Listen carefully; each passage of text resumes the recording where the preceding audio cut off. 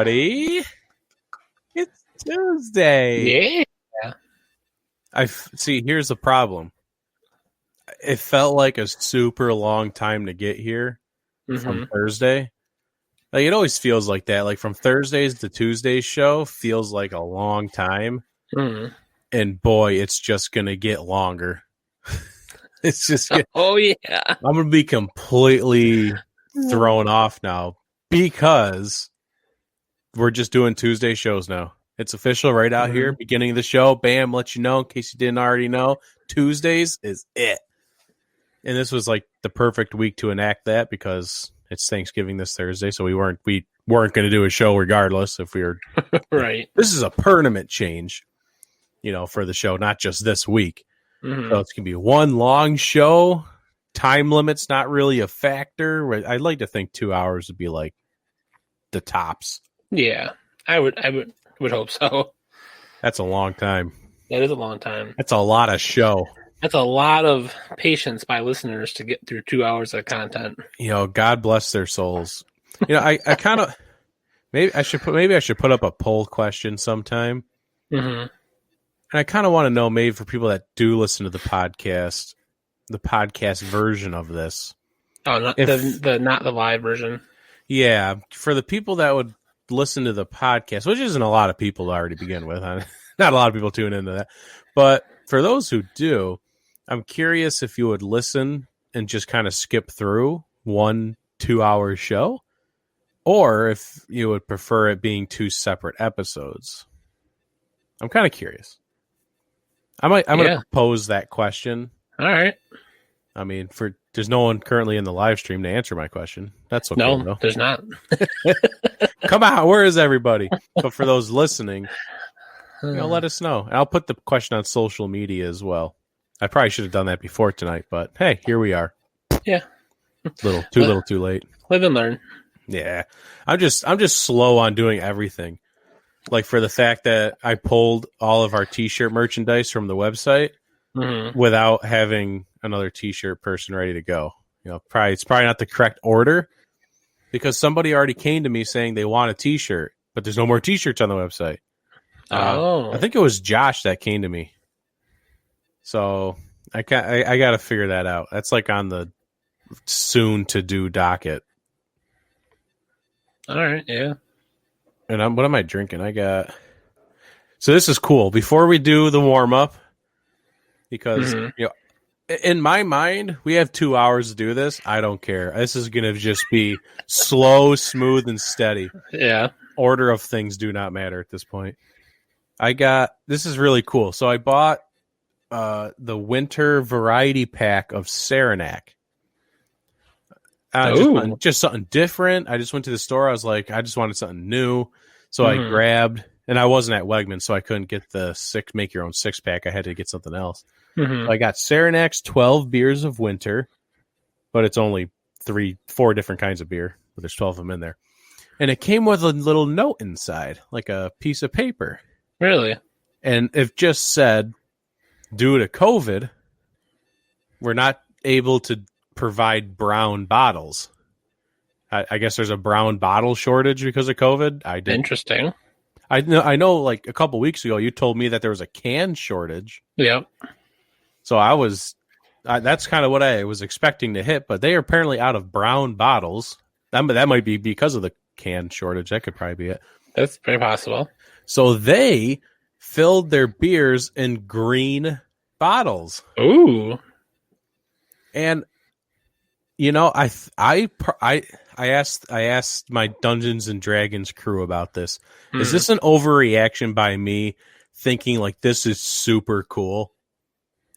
Like, if I hung on to that letter in like one of these bottles and it's like, due to COVID, they used green bottles, so Saranac used green bottles. Am I overreacting? I'm not saying like this is something that you keep and you can like sell on eBay because it was like a COVID related item. I'm not saying no, but that. It's something cool to remember like that. Like that something happened in the world that changed something that you would buy. Right. Or that you would drink. So I think that's really cool. And like the letter was just the icing on top. Like, it tells you right there because of COVID. I think it's cool. They could just be like, yeah, screw you guys. drink out of these green bottles. If you don't like it, too bad. But no, they put the letter, the personal touch. Right. You open the case and you're like, why are these green? That makes no sense. Yeah, the personal touch is really nifty. Classy. I do like, and this is the Christmas pack. Ooh. So it's green bottles for Even better. Christmas. It just worked perfectly. Mm-hmm. But I guess Yingling there, they probably took all the brown bottles. Oh, yeah, for their Hershey's Porter. Their Hershey's, that's where all the brown bottles went. And speaking of Hershey's Porter, you know, keep it on the down low. Yeah. I did ship those 4 bottles to the boys over at Strikeout Beer. Heyo! Nice. Heyo! So they're going to get that next week. And, you know, if they do a show next Wednesday, I mean, that stuff actually shows up when it's supposed to show up. Yeah. We can probably review that on the show. Oh, there you go. So that'll be, hope they enjoy that. I sent them some stickers too. So, you know. Nice. Hopefully they get it on time. It's a good beer. I had 2 of them. Mm-hmm.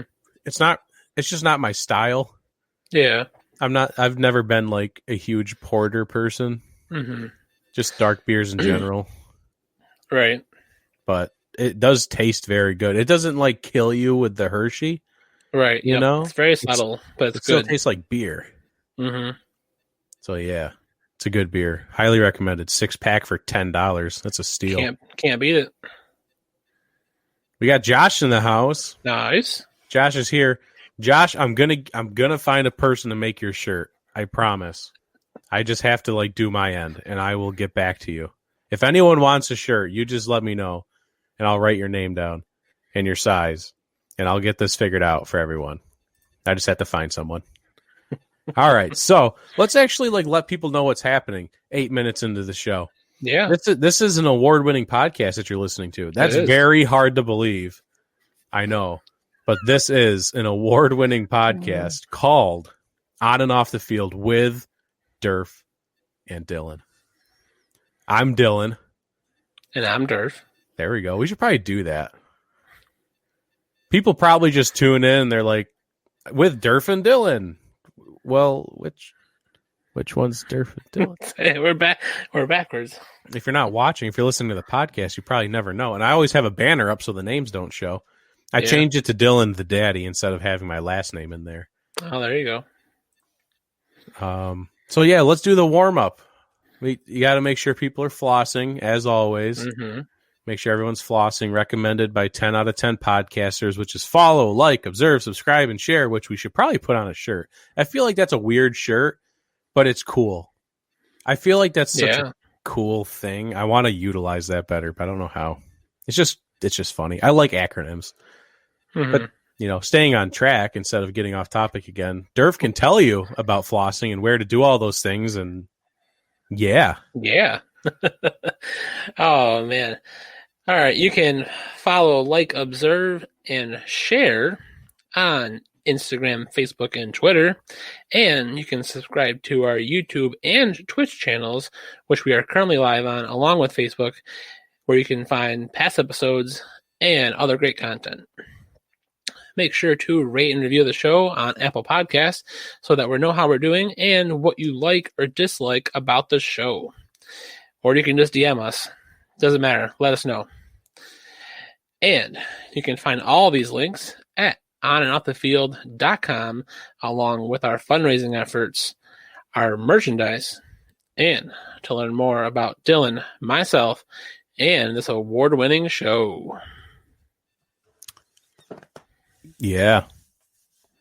There's no blogs this week. I will not be writing any blogs this week. Nice. Due to, just circumstances and things and holidays. We're just not going to worry about it this week. So there you go. At least I won't be spamming people with that. Mm-hmm. And then, the gaming page. That's next on my docket, at least. The gaming page is alive and well. I have my new computer. Nice. I actually streamed last night. Oh, nice. I did see it. I saw that you did. I just didn't catch any of it. Yeah, I had a couple people come. I had the guys from Strikeout Beer come in. I had TJ come in. I had a couple people come in, the usuals, kind of pop in there. It was fun. It was a good time. Stream for a little over an hour. It was kind of just a test run, Yeah. Just a test run to make sure everything was working, and it is, in fact, working. So nice. Make sure you're following. I'm probably going to change the name. I'm not sure yet. I got to figure this stuff out. But right now it's at OOTF Gaming. So basically it's OOTF Podcast, but just switch podcast for gaming. Yeah. And that's the page. Easy peasy. I can actually tag it because I have my phone open. Mm-hmm. Look, oh, no, not that. It like changed on me. There we go. I put it in the comments. OOTF Gaming. There you go. Bada bing, bada boom. Right there. Look at that. Getting technologically advanced these days. So, yeah, it did go well, though. I played Call of Duty Warzone. I placed 4th place, 6th place, and some other really bad places. 4th and 6th are my best, though. Look who showed up. It's freaking Zach. Nice. I haven't talked to this guy in ages. Just popping in to wish you both a happy Thanksgiving on Thursday. Thank you, sir. Same to you. Same to you. A healthy, happy Thanksgiving. Make sure you keep it under 10 people, you filthy animal. Cuomo will blow up your house if there's 11 people in there. As soon as the 11th person walks through the door, he'll have someone snipe him. So, you know. Oh. Keep it to 10. Someone, Jack Rydenor, came in here and is watching the podcast. Welcome to the show. Welcome to the show if you're still in here. This is why I love having my phone. I say it every time I do this. I can see who comes in here. I'll call you out. I ain't scared. So for the Fantasy Football League, man, that broke my heart. I mean, my team, like the top half of my team, my quarterback, my 2 wide receivers, and one of my running backs did very well. And everyone else, like, just kind of did nothing. Mm-hmm. But they did so well. I got up to 136 points. That might be my most on this season. Yeah. But Durf had 139. Yeah. I topped out on Sunday night, though, too. And I'm like, I'm gonna right now. Dylan's projected to get 113. I'm at 139. Oh, whew, I'm good. Yeah. I went to bed last night, and you were projected at 137 with the second half of the game to go on. I'm like, I'm gonna lose. I'm gonna cough this one up. I just needed one of Jared Goff's touchdown passes to go to Cooper Kupp, just one of them, and I would have beat you. But no, we got freaking Jefferson with Van Jefferson. I don't even know what his name is. What a piece of garbage that guy is. I never thought I would say this in my life, but go Steelers this weekend. Hold off those Ravens. Yeah. Because Zach's a Browns fan. So he needs those Ravens to keep losing. Yeah, they probably will too. Yeah, I got comments about the Ravens coming up later. Because there's the Ravens. The Ravens are interesting. But we'll discuss that down the road. Jack, what's going on? Excited to check out a couple of minutes. There you go.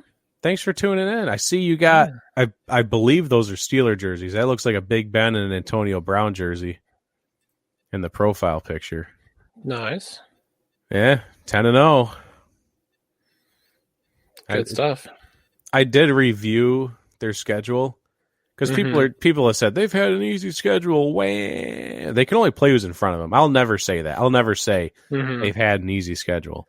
You got to play who's in front of them. I will talk about people, the future schedules, which we'll get to the Ravens on that. But if you beat the people who are put in front of you, if you're 10-0, like that's not an excuse. You still have to play the teams. Anything could happen any given Sunday, no matter how good. Unless you play the Jets 16 times, then that's that's a little different. Oh. Absolutely, he says lives in the borough, the Pittsburgh. Oh, okay, that's kind of funny. I like that. I didn't know people said that. Yeah, most disrespected 10-0 team ever. I don't disagree with that. I think people have really just. I don't know why. I don't know how you can go 10-0 and people are just like, I feel like the reason why they might get disrespected as 10-0 is that they haven't had a ton of like blowout wins at 10-0. They like you said, they play who's in front of them, but like some of those teams they should have blown them out a little better. I mean, that's something I feel like you would expect from a more complete Steelers team that we're kind of seeing here at 10-0, but. No, I mean 10-0. You can't go wrong with that. Yeah, I never thought this offense was that explosive. Right. I think the offense can put up points, but I don't think they can't go out there and score, 30 plus every week. Their offense just can't do that, in my opinion. I don't think it's built to do that. You have Chase Claypool and you have Deontay Johnson, you have Juju. It seems like it should be explosive, but it never really pans out like that. It just doesn't. And that's fine, because if you score 25 plus even, the defense is going to do its part, usually. They are old school in how they win games. Kansas City is the new exciting trend. Yeah, you're looking at two different styles. Yep. And same thing with Tennessee. They're just not as successful right now. Kind of old school. Yeah. But Kansas City, fast. It's just a track team that they're putting out there. Yep. Patrick Mahomes running around, chucking the ball over the place. How about them Raiders? We'll get to that. And the Game On Sports podcast jumping in here. He's been saying it too. Disrespected Steelers team. Hey, we just got the update. Alabama, Notre Dame, Clemson, and Ohio are in the top 4. Shocker. Yeah, it's not really surprising. That's probably what it'll be for the rest of the year, unless Cincinnati gets in here. We got our Jets fan over here. Jets sucks. Is that what the Bills fans do? Yeah. I've been to like 2 Bills games. I went to a Bills Jets game once, and that's what they did like the entire game. Oh yeah, I've heard before, like my father-in-law has talked like with the security at the Bills Stadium, and they've said Bills fans are the worst when the Patriots come to play, and Jets fans are actually the worst when the Jets come to play. That makes sense. I mean, Jets fans I feel like they can just do whatever they want.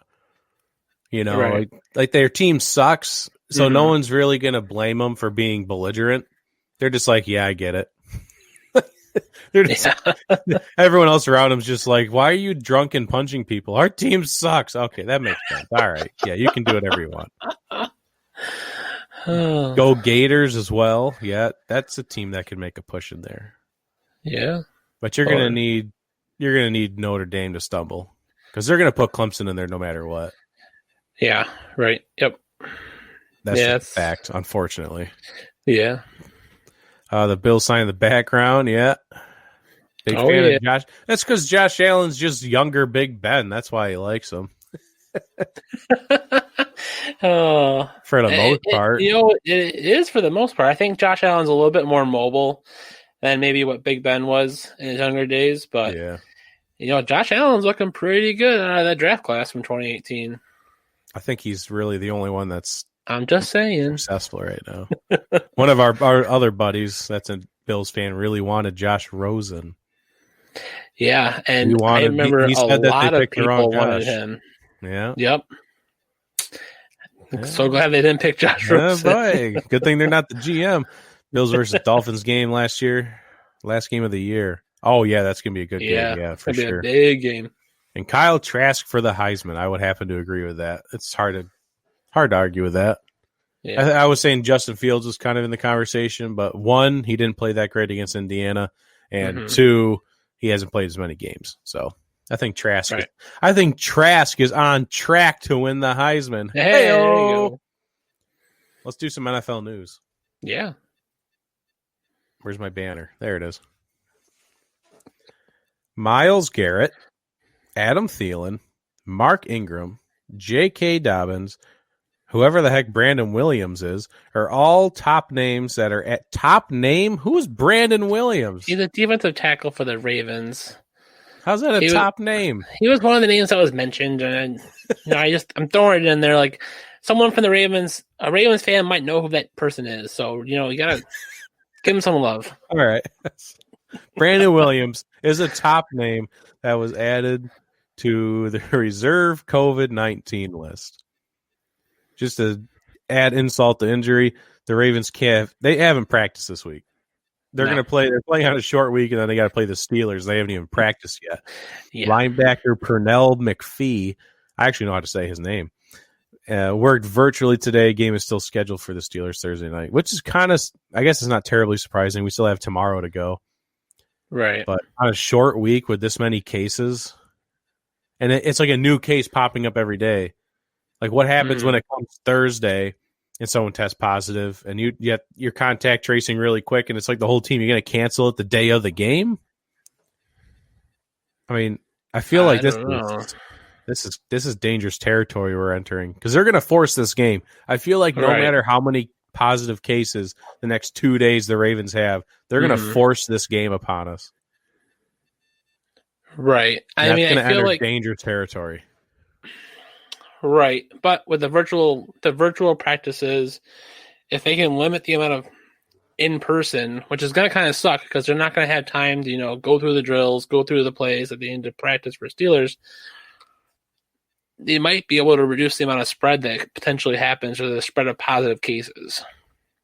Yeah, I'm just still worried because Brandon Williams wasn't immediate. At first, it was like just Mark Ingram and J.K. Dobbins, so it's the running back room. Okay, that makes sense. Right. And then the next, I think that was like Monday. And then Tuesday they come out and it was Brandon Williams, and I think there was a fourth, but I have no idea who it was. But McPhee was so it was McPhee. So there's your fourth. Okay, that makes sense. So it's just new ones pop up every day. So who's it going to be tomorrow? Who's it going to be on Wednesday? Yeah. And then what if there's one Thursday? Mm-hmm. I just think if there's a postponement of this game, I don't think people should be shocked. Just keep an eye out for it. I mean, tomorrow's going to be the telling day, but I'm just worried about them trying to force this game, and then you infect the 10-0 Steelers, right? And then they watch them lose a game this week or down the road because they have to bench players due to COVID. Mm-hmm. Hell will be raised, let me tell you. So I'm always on the side of caution when it comes to this stuff. Mm-hmm. So. And more COVID news, because COVID is just rampaging the NFL. Yeah. You guys sent this, you and Matt sent this in the chat. And this is a pretty serious thing, but my first reaction was like, who in God's green earth is this? In a statement from Sean McDermott, Bills tight end Tommy Sweeney, who was a serial killer in Europe back in the day, has developed myocarditis, which is a heart condition connected with COVID-19 and will miss the rest of the season.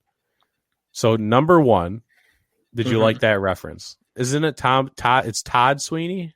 Sweeney Todd. That's pretty funny. That's pretty funny connection, though. That's funny. That was on the spot, too. That was pretty good. And then the second one, this is the condition that everyone was worried about. Mm-hmm.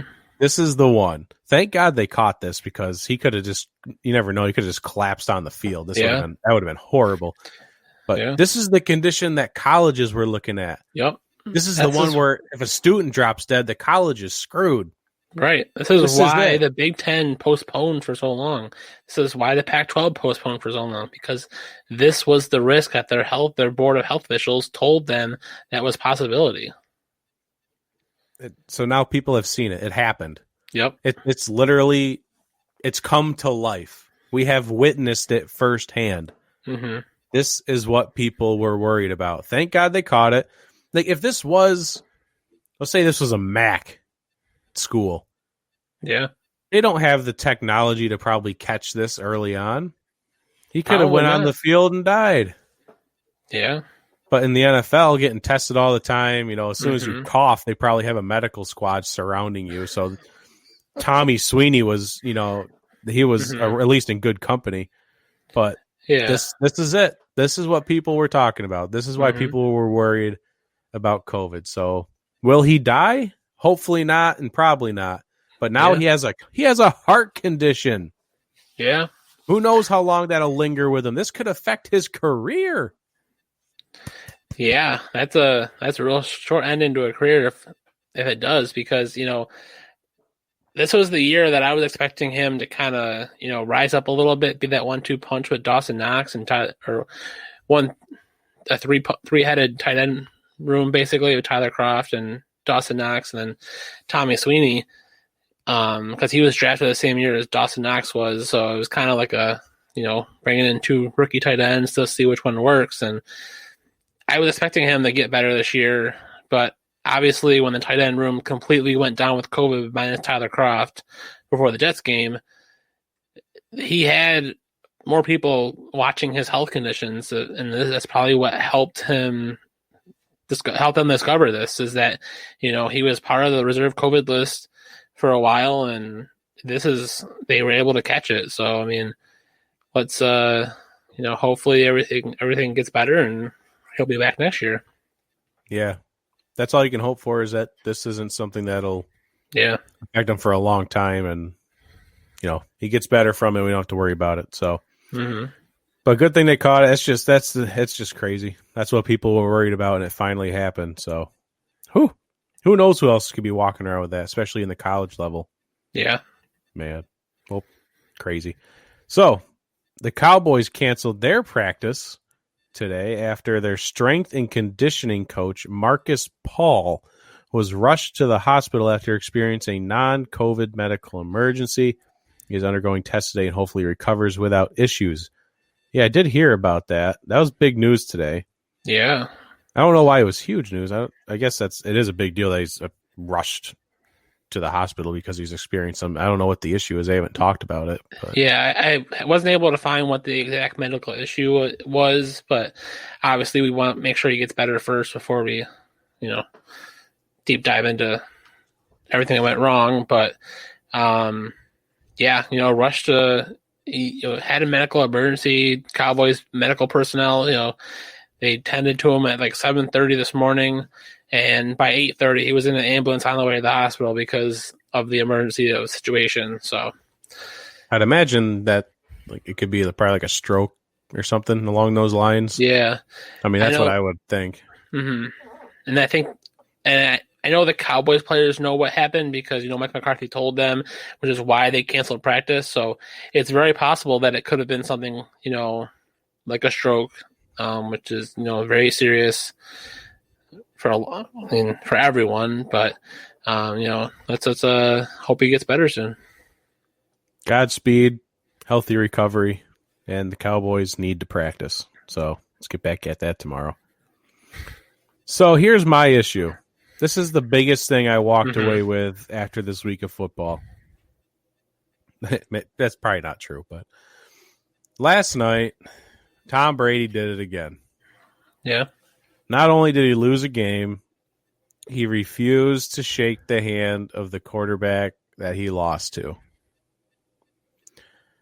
Why can't Tom Brady just not be like this?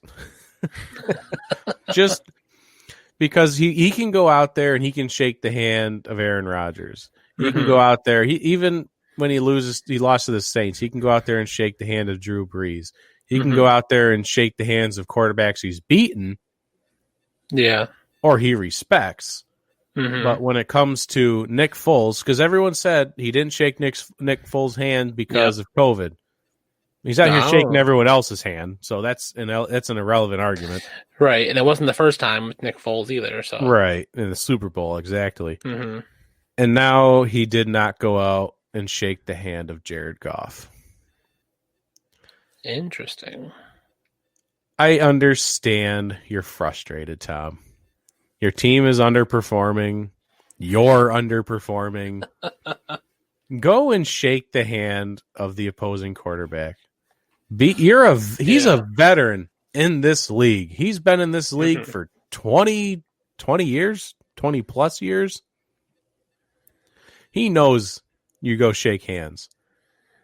You're not above everyone else where you can pick and choose who to shake hands with. All right. Yeah. People might call you the GOAT, but that someone made a great argument on the Dan Patrick Show today. Not argument. They just made a good point. When you have the title of GOAT, you know, people can have that conversation elsewhere. I don't care. If you're called the GOAT, you have a responsibility with that title. You know, when you go out onto that field and shake the hand of a younger quarterback like Jared Goff or someone who might underperform, but, you know, like Nick Foles, someone who's just, you know, excited to be there. You know, he's never going to be great, but he's just excited to be there. Right. That's a big moment for them to be able to go out there and shake hands with Tom Brady. Like, that's a moment. That's cool. And then you get to exchange a couple words like, hey, good game. Like, that means a lot to a person like Jared Goff. But then you just snub him. That's got to hurt for Jared Goff first and foremost. And that's just a bad move. Like, that takes my respect level for Tom Brady like a lot lower. I don't understand why you can't just go out there, swallow your pride for 30 seconds just to shake the hand of the opposing quarterback and say good game.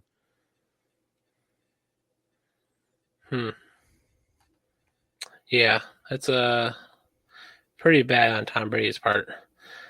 I almost wonder if he didn't shake Jared Goff's hand in the Super Bowl. He won against the Rams. Right. So I feel like he did, though. I feel like because he can shake the hands of quarterbacks he's beaten. Right. He doesn't care about that. But I also wonder, like, this year it's been obvious, like more noticeable, obviously, because the Nick Foles history with Tom Brady. But like the Nick Foles just beat Tom Brady when the Bears played the Bucs. Like, it wasn't like it was a blowout like the Saints. Right. And the Rams, they won by 3. Like, it was a close game coming down to the wire. So maybe it's those closer games that he's losing that he's so frustrated that he's like, I can't do it. I'll go talk to somebody else. But still, at the same point, like, you can talk to their lineman or their wide receiver, but you can't talk to the quarterback. Come on.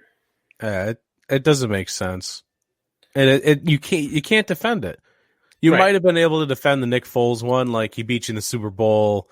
He talks some smack. He's like your kryptonite. All these things, like, okay, Nick Foles might get under your skin, right? Like, it's Jared Goff, man. There's no more excuses. This is just you being butthurt. That's literally the only argument he has is he's butthurt, whether he wants to admit it or not. Antonio Brown led receiving in that game for the Bucs.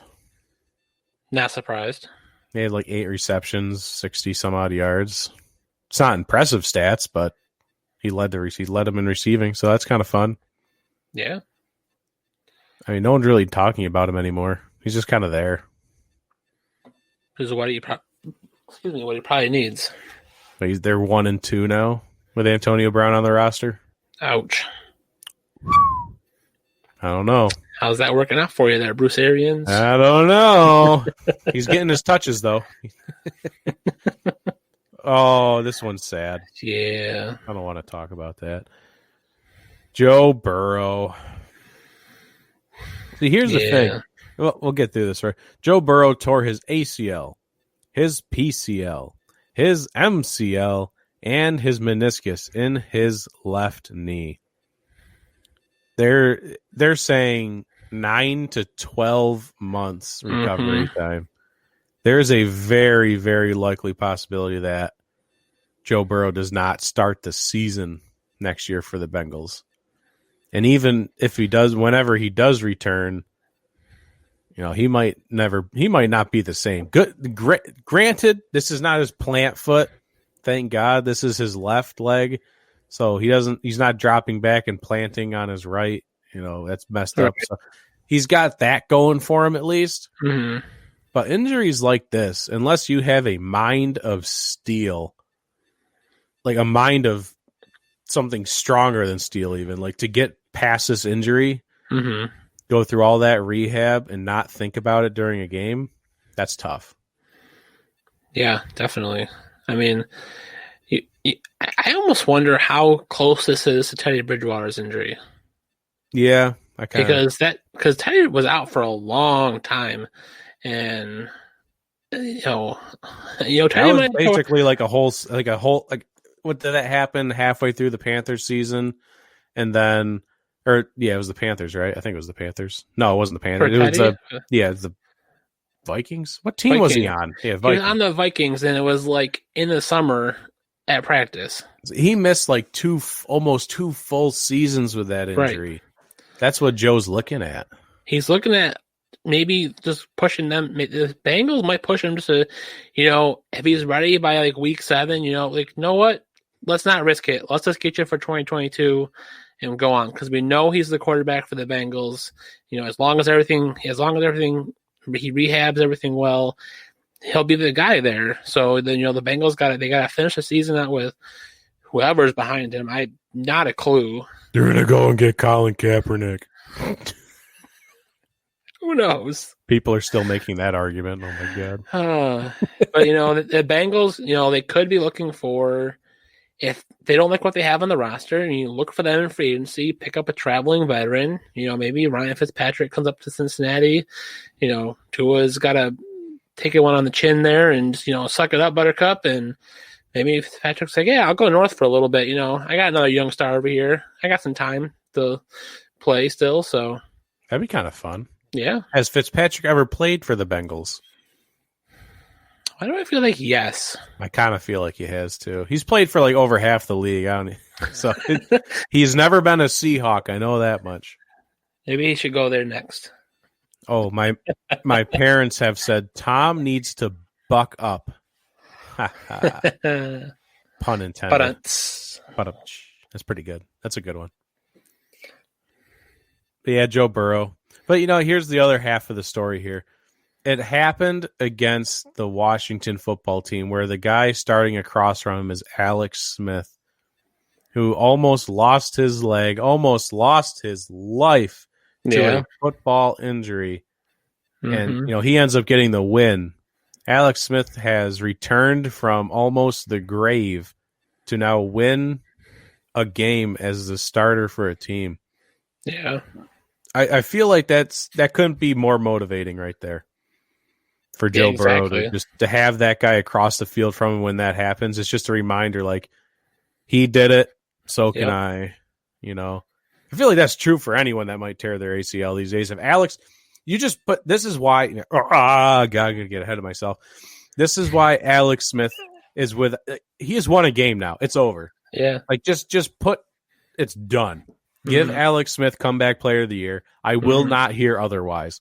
He threw in the week before. He threw career high yardage, the most passes he's ever thrown in a game, and now he's won a game as a starter.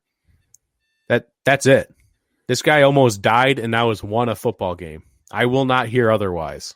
Mm-hmm. He is the comeback player of the year. Put him on a pedestal. Make him the comeback player of the year award. Put like the Heisman. Ooh, yeah. Make Alex Smith the award. Put his little statue of Alex Smith on there. He is the standard right now for comeback player of the year. And I feel like that's just motivation for any player ever. Definitely. To come back from an injury. If you tear an ACL, your career's not over. Alex Smith almost died. I can beat just a regular ACL injury. This is nothing. I can do this. So there you go. Big moment. Alex Smith. Overshadowed by the injury of Joe Burrow, I feel like a little bit. It's unfortunate. It is. But it's unfortunate for both of them. Yes. It was just an ugly day. Ugly day for that. Another one, Rex Burkhead. Here you go, Rex Burkhead. He's got motivation. Just look at Alex Smith. He'll be back. Rex Burkhead's season's over after his own knee injury against the Texans. Yeah. Is that a big deal? I feel like it is. It is for the Patriots. He's like one of their lead backs of their running back committee. Like, he's Cam Newton will look for him, I think, majority of the time. But yeah, it's he tweeted out today and was like basically saying, my season's over. We're going to aim for next year. But because just the severity of the knee injury, and I don't know the full details of the knee injury, but it's severe enough that the timeline would really be pushing it to try to come back this year. So, let's try again next year. And this is the time of season where getting a knee injury is like you might not even make it back for the start of next season, because that's what happened to Rashad Penny for the Seahawks. He tore his ACL week 13 or 14. He's still not back. So, wow. Yeah, and that affects the team. So you have to game plan for that for the next year. That's why the Seahawks went out and got Carlos Hyde, because we knew Penny wasn't going to be back. Mm-hmm. So now that's what's up against the Patriots right now. They don't have Rex Burkhead. They still have Sony Michel, I guess. He's just non-existent these days. He was a first-round draft pick. Oh, boy, that was a bust. Then James White's still there. Yeah. He's just a wide receiver that comes out of the backfield. Mm-hmm. So I'd imagine if they really want to try and make a playoff push, they're going to be trying to find a free agent. But I think their season's over. Yeah. A lot of people say don't bet against Bill Belichick, but that's a bet. Speaking of bets, I wrote a betting article last week. Yeah. It's an article where I do a 3-leg parlay.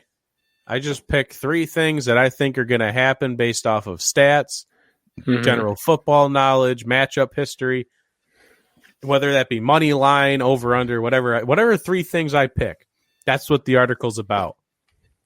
I went 0 for 3. Yeah, he tried.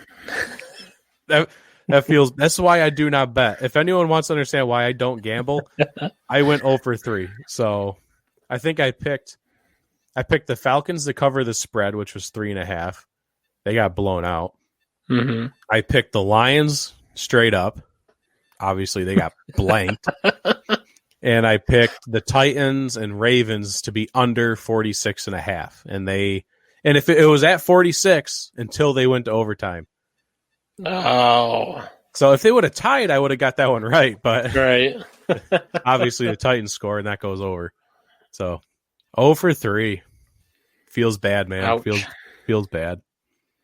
No article this week, like I said, but that was a fun article to write and keep track of to see if I do well. So not this week. Next week I'll be doing that again. And my parents said I did my best. There you go. That's all you can do. Yeah.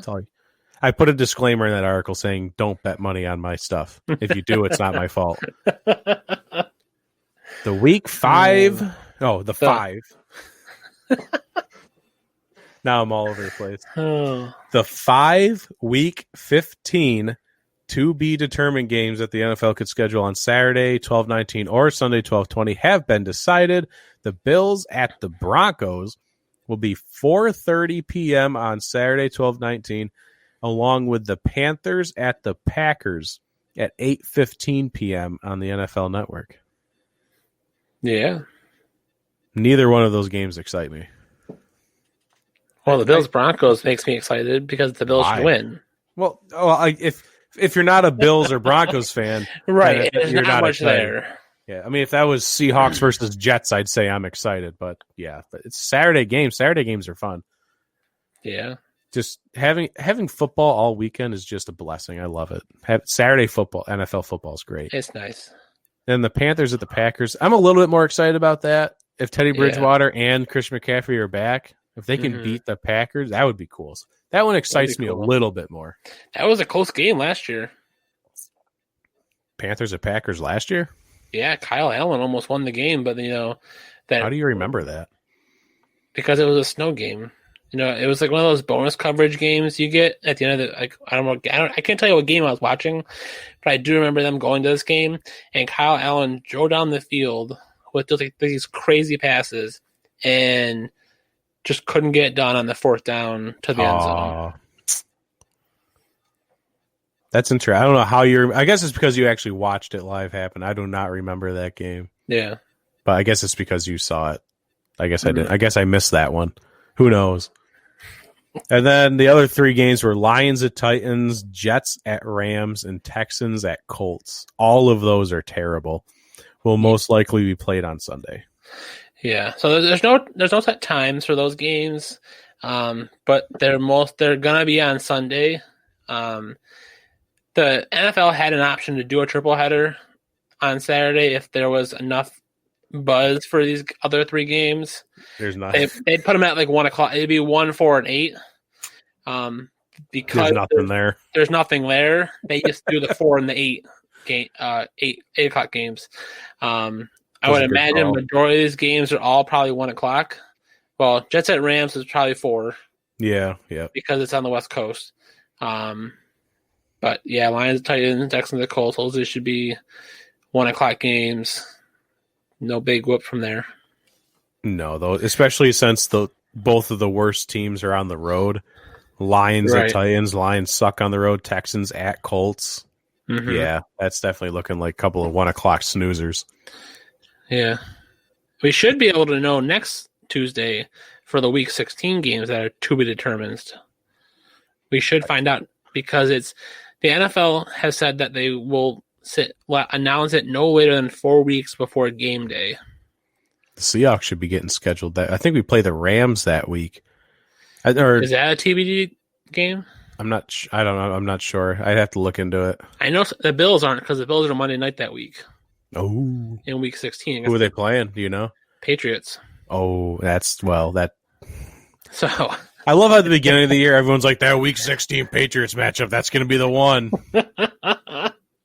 Yikes! That didn't pan out. Oh yeah, but this. I was surprised that the Bills went to 4:30 on Saturday because that's another prime time for them. Every game in December is prime time. That's exciting for you. Because like this weekend coming up, we have the Chargers, which is still November, so it's not December. But then the first weekend in December, Monday night against San Fran. Then Sunday night against the Steelers. That's going to be solid. Saturday night against the Broncos. Nice. And then after Christmas, it'll be Monday night against the Patriots. Wow. So December is prime time for the Bills right now. You better look out for one of those getting flexed. Yeah. Keep an eye on that. Like that Bills Patriots one doesn't look as sexy as it did at the beginning of the year. No, but they'll still play it though. Yeah, they will. They played Patriots Jets. They're going to play Bills Patriots. I think the one was the San Fran and the Bills. That's the one you had to worry about. Yeah, I think that's the one. But it's a Monday night though. I thought that's hard. They don't normally flex the Monday night games. No, you can't flex Monday night. The Sunday night they will, but at the Monday night. Especially since that's like only 2 weeks away. You'd have to do that in a couple weeks in advance. Yeah, probably 2 weeks ago. Yeah. And the last piece of news here is there's 4 first-year eligible players for the Hall of Fame class of 2021. They are Peyton Manning, Calvin Megatron Johnson, Charles Woodson, and Jared Allen are among the 25 semifinalists. The others, we got Eric Allen, Willie Anderson, Rondé Barber, Cornelius Bennett, Tony Baselli, Leroy Butler, Alan Faneca, Rodney Harrison, Torrey Holt, John Lynch, Clay Matthews, Sam Mills, Richard Seymour, Steve Tasker, heyo, yeah, Steve Tasker, Fred Taylor, Zach Thomas, Hines Ward, Reggie Wayne, Patrick Willis, Darren Woodson, and Bryant Young. Well, I'll tell you right now, 3 of those 4 first-year eligible players are getting in. Yep. What are they though? Is Calvin Johnson going to get in year 1 with his short-lived career? It was an amazing career. It was but only it was years, short. Does he get first ballot? Oh boy. I know Jared Allen's not getting in. Jared Allen was a great player, but he's not first ballot Hall of Fame worthy. If he gets in, I'd be upset. So yeah. But Peyton Manning, Charles Woodson, obvious locks. Yep. Calvin Johnson's a question mark.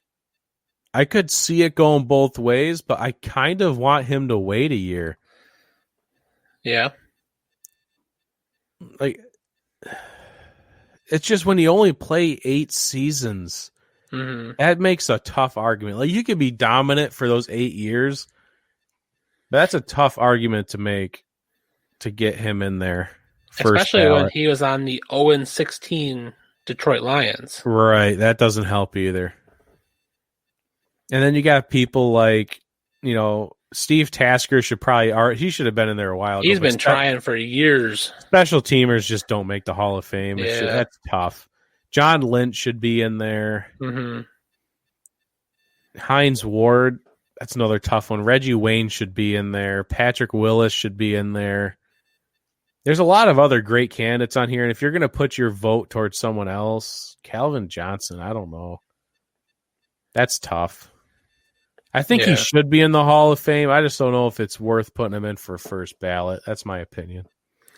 Well, I feel like he won't get first ballot just because of the fact that Torrey Holt, Hines Ward, and Reggie Wayne didn't get in first try. That's fair, yeah. And those guys, Hines Ward he's still just iffy anyways. I don't know if he gets in even this year or next year or I think he'll get in, but he needs a lot of people to get in before him. Mm-hmm. But Reggie Wayne, yeah, that's tough. Rodney Harrison's in there. I just don't think it's Calvin Johnson's year. I think he's got to wait. Yeah, but at least he's eligible this year. So yeah, if he doesn't get this year, look at next year for sure. Yeah, I would say so. Yeah, that's I feel like it's also very interesting. Like I feel like for me at least, these are like players that I saw play. Yes, like it's not we're like finally getting into that point. Yeah, where we're getting the 2000s players. Yes. I saw them play live. Like it's not like you're watching this old footage from like 1970. Right. Like, who was it? This guy was good. Okay, sure enough. Okay, sure. Why not? Right. We're finally entering that period where we can start making valid arguments for Hall of Famers. Yep. That's so exciting, but also disappointing at the same time because we're old. Like even just sitting here and being like, yeah, Zach Thomas, Richard Seymour. I don't even know who these people are. I didn't watch these people play. You didn't? Alan Fanenka? I don't even know who that is. Alan Fanenka was an offensive lineman for the Steelers. Zach Thomas was a linebacker for the Dolphins, from what I remember watching him. So him against the Bills, I always knew that. Oh, okay, that's fair. Richard Seymour was... That name rings a bell. Is he a Raider? Patriots. Ah, okay. And then Raider. Okay, so he was with the Raiders. Okay. Yep. It sounds familiar. Yeah. No, he did go to the Raiders. Fred Taylor, running back for the Jaguars when they first... I know Fred Taylor. And Cornelius Bennett is another Buffalo Bill linebacker. So him and Steve Tasker are the two Bills in this one. I feel like I'm running out of people. Rondé Barber's one that people always talk about. Yep, safety corner for the Bucks. I don't know if he's good enough. See, I always hear this constant argument about the Hall of Fame starting to get watered down a little bit. And this is right. And I agree. I wholeheartedly agree about the Hall of Fame starting to maybe get watered down. Mm-hmm. I think it's just a lot of old people that are getting butthurt by some of the players that make it in because their style of play might be different than what they played 40 years ago. But right. I kind of agree that some of these names just kind of sit there for a long time, and then there's a lackluster class that comes in, and then the people have to vote, and they're like, I guess these people aren't that great, so I guess I'll just vote for this guy, and then they get in, although they're probably not, Hall of Fame worthy. Right. When you think about Hall of Fame, you think of the best of the best. Yeah.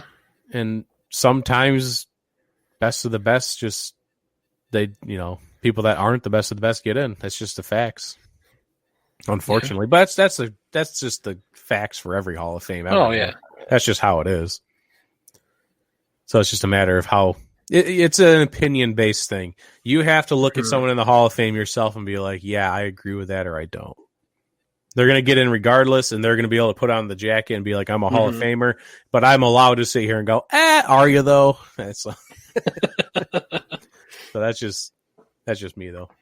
But yeah, that'll get knocked down a couple people throughout the year. Yeah. I don't know when they make their cuts. I don't know the exact dates.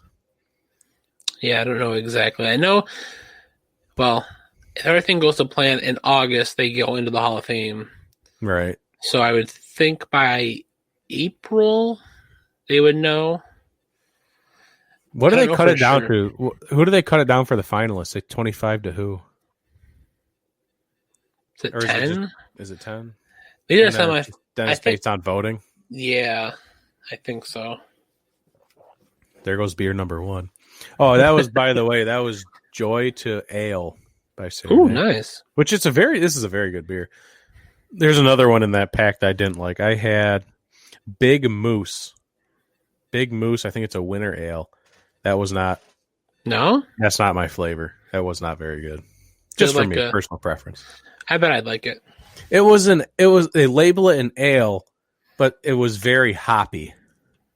Oh, okay. It was like a hoppy ale, and it just didn't. Yeah. It was a weird combination.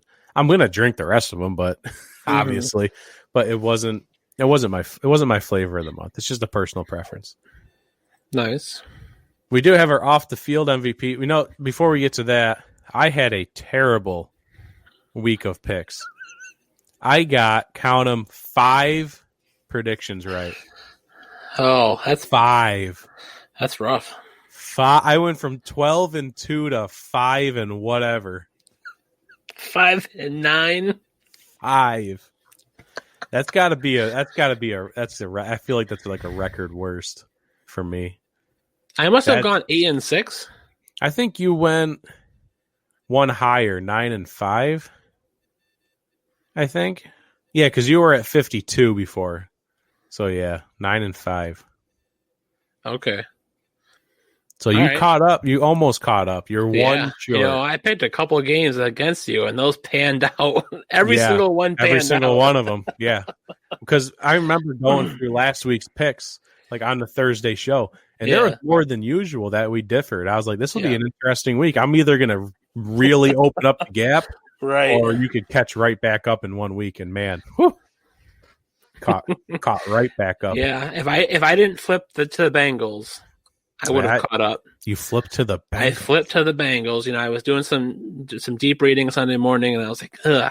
I just feel, the Bengals. That's the stuff that gets you in trouble. The reading that is the stuff, and then what gets you in trouble. Yeah, I expected the Bucs to win last night, but man, I wish I would have picked the Rams. They were just playing so much better. It was about maybe midday on Monday.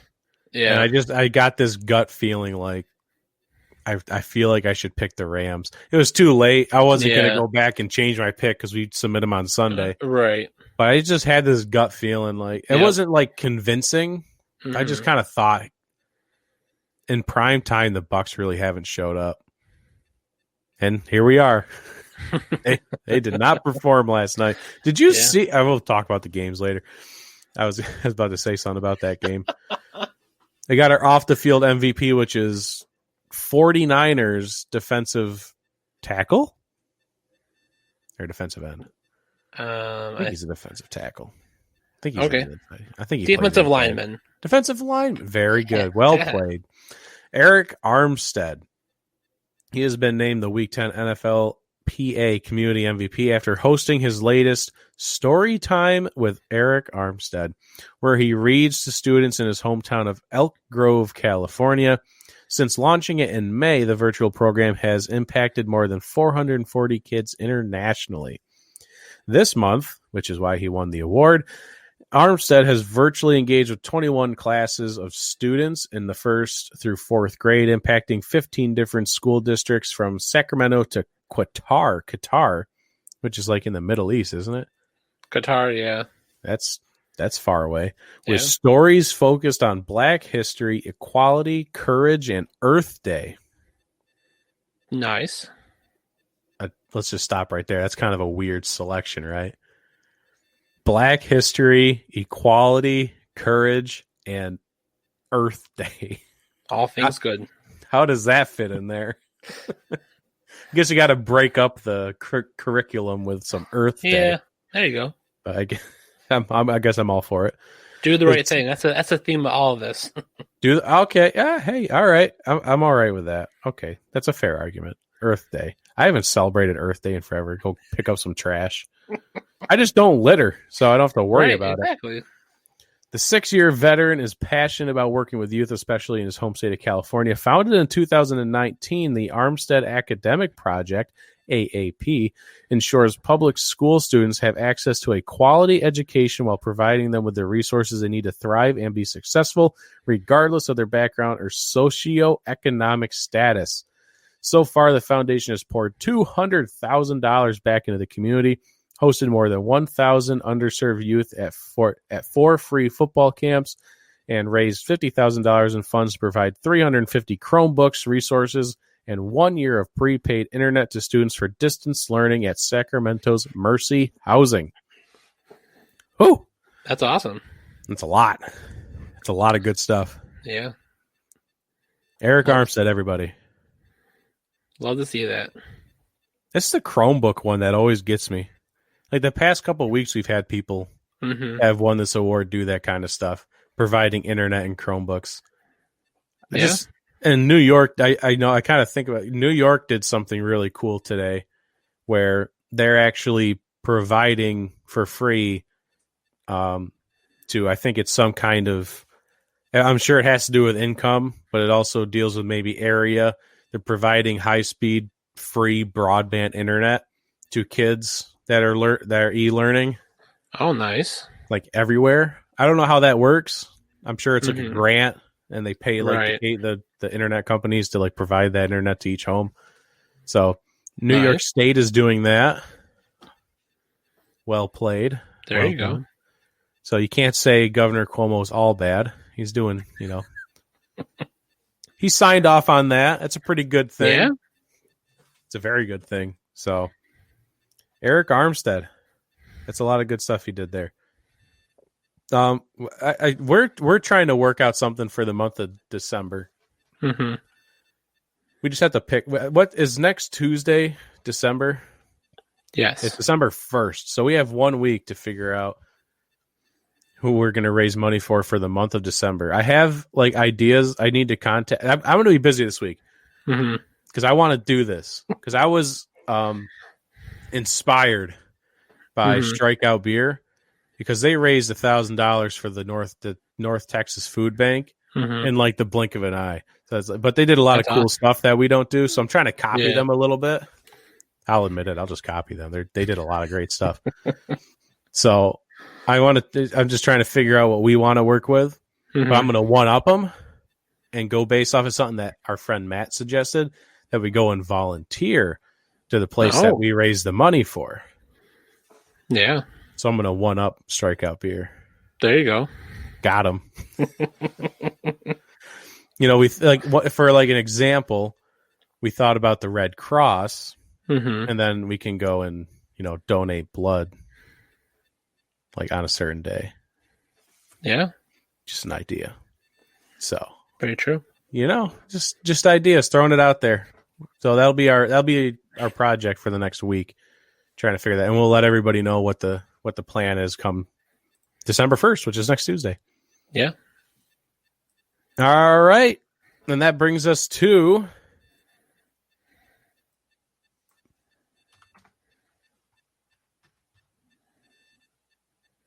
that's week 0. Week 11. It's wrong on the notes. There we go. Week 10, week 11 recap. I typed wrong. I just made the banner right there. I always forget to update the banner. Oh, yeah. Week 11 recap. And my first reaction come Sunday evening was that was a weird week of football. I guess that's probably why I went 5-9 with my picks. Yeah. Is because it just felt like a weird week. Mm-hmm. And it all started with the Seahawks actually beating the Cardinals. Yeah. Seahawks defense came up big. Yeah. In their first meeting, the Seahawks defense didn't lay a single finger on Kyler Murray. They didn't get a QB hit. They didn't get a sack. They got nothing. And then here comes week 11. They get, I think it was 4 sacks, bunch of pressure, constant pressure. Kyler Murray was uncomfortable. Kind of got hurt at one point, AC sprain early in the game. Yeah. People say that affected his performance. I would agree, but that's neither here nor there. Right. But the defense had easily its best performance of the season. Like not even near argue. You can't even argue that point by any means. There's not even a game that came close to what they just did against the Cardinals. And it all ended with on 4th down, a Carlos Dunlap sack, who obviously came over just recently from the Bengals. Yeah. I didn't realize how big he was. Yeah, he's quite big. Carlos Dunlap is number 43. And let me tell you, you can find number 43 pretty fast on that defensive line. Like when he suited up for his first game, I was like, who in the hell is that? Like, that's Carlos Dunlap. Oh my God. He's like 6'9". He's a big boy. I did not realize that. Yeah. Didn't watch a lot of Bengals football back in the day, so I didn't see a lot of Carlos Dunlap. That's a big man. Yeah. He had 2 sacks in that game. One early on and then the one to end it. And I guess Russell Wilson played okay. I don't know. The offense, they put up 28 points. Yeah, they played. I thought they played okay. I didn't think it was spectacular. I think it was they played complementary to the defense playing better. And that's what the Seahawks needed this year, was to get that complementary football back on that team. So I feel like that's very similar to what they've done in the past. Right. Is like, you know, like Legion of Boom, complementary offense. You know, now that's gone away. The offense has had a spike in performance, and then now we're seeing that transition back a little bit. You know, Carlos Dunlap doesn't solve all the defensive problems, but it surely helps. Yeah, and I just saw an update before the show that a lot of the injured Seahawks are making their way back. Like even better. Shaquille Griffin is finally practicing again. Uh-huh. Chris Carson, running back, is starting to practice again. So nice. They're getting healthy at the right time as Yeah. they enter a very supposedly easy stretch of their schedule. Playing some NFC East teams, they play the Jets, and then they end the season kind of rough with. I think they got to play the Rams and Niners to end it. But they play the Eagles this week. I think they play the Giants and then the Jets. So it's an easy stretch. Yeah. It could help them a lot right now. But you just what I love to see, you know, I love to see Russell be able to cook. But the Seahawks took it too far for that in that stretch where he threw like 10 interceptions. It took it too far. Yep. They're asking him to throw like 40 times, and they had no run game. Granted, that's because some of the running backs were injured, but they kind of took that too far. They were throwing it 40 times a game, running at 10. That's not going to work for any team in the NFL. So they finally got Carlos Hyde back, and they basically just 50-50 split passes and rushes, and it worked perfectly. Mm-hmm. I don't want them to run heavy. I don't want them to pass heavy. I just need you to be in the middle. Just call an even game plan, and then mix up your play calling too. You can't just run it on first down every time because then you become the Ravens. You know, you have to mix it up a little bit. Yeah. So the Seahawks, I think they're finally finding some kind of offensive groove, especially getting their running backs back. And then for the Cardinals, I really think it was just the Seahawks defense clamping down, and Kyler Murray just didn't look like himself. Yeah, you know, he messed up the shoulder a little bit, and, you know, you see him kind of throwing on the sideline, wincing, and like it's uncomfortable. He's uncomfortable in that spot. But I also was a little surprised that like the rest of the team didn't help carry him. Like it kind of fell more on Kyler Murray's shoulders the farther the game went along. And which is why you saw the last play, like he's trying to scramble, trying to, you know, get the big play, but Carlos gets him. I don't know. Not to take anything from the Seahawks defense, but the Cardinals came out to me a little bit more on the flat side. You know, they had that first two drives hangover. 3-0s, I think 3-0. So it's like they had that hangover because they got all that hype from the Bills game, and the Seahawks took advantage of it, and that's good because as you see, this is now going to make the NFC West a very competitive division right now. Yeah, I mean, it's unfortunate all the injuries that happened with the 49ers, because if they were in this mix too at full strength, this would probably be the best division in football in history. Yeah, it'd be hard to argue that it wouldn't be. You know, these could easily be teams that could be 9 wins or more throughout the entire division. And I just say 9 wins because you have to lose some division games at least. I mean, there could be double-digit wins across the board. Maybe, I don't know. It could happen. I don't know if it would, but it'd be pretty crazy. That would be crazy. It was a good game. Seahawks win, and we're actually going to take a quick break, catch our breath real quick. I'm just going to play the intro again, and then we'll cover the rest of the games and do predictions, and that's our show. This is the new format. Welcome to the format, folks. Should probably create a new intro thing for like the intermission. Yeah, I gotta come up with something. Yeah, we're gonna work on that too. Busy week ahead of us. All right, be back momentarily. Got to drink like half my beer. Feel good. There you go. I'm rehydrated. Catch my breath. All right, just pick up where we left off. More Week 11 recap. That'll be a fun little interesting transition. I'll have to edit that in the actual podcast. It's gonna be weird. I'll figure that out.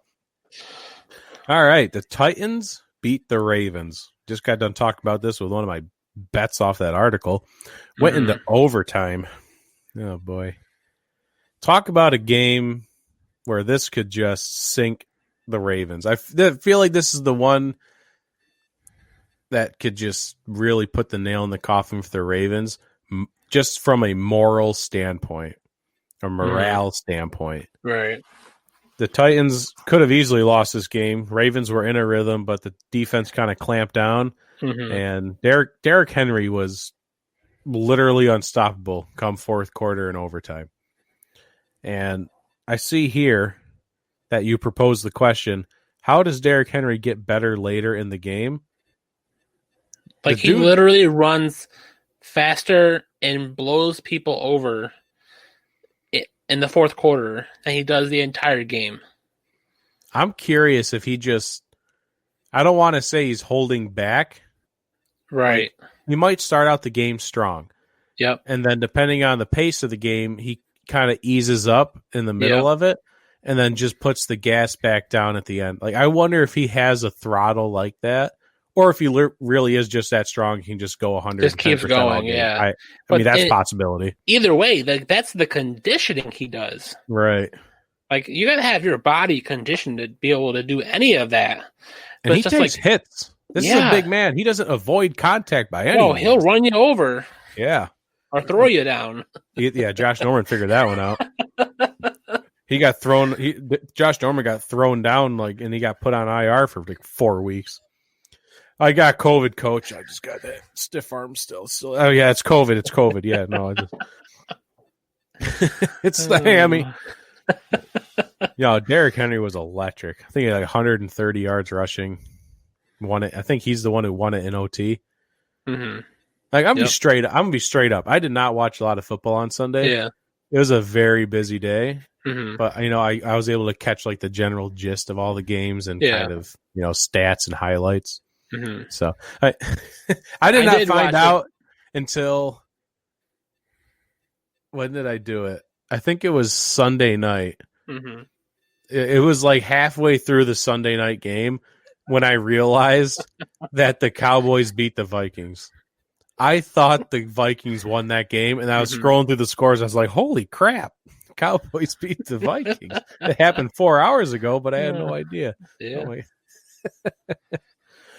But the thing with the Ravens, this is a huge blow to their morale, especially the way they were playing. It finally felt like their offense was clicking, and then they got shut down, and they end up losing the game.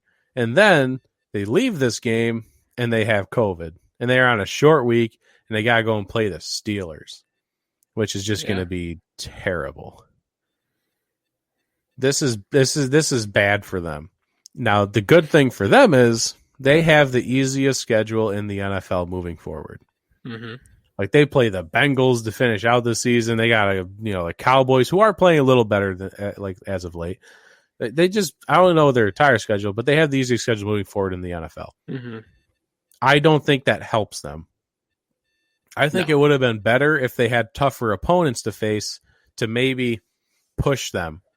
Because if they do, let's say they lose the Steelers and then win out, they'd be 6-5, win out to go 11-5, at best, and then they make the playoffs and it's another first round exit because they just didn't play quality people to finish out their season to push them to make them better.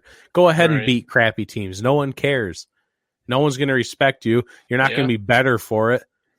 If they can beat the Steelers, then holy cow, that'd be amazing.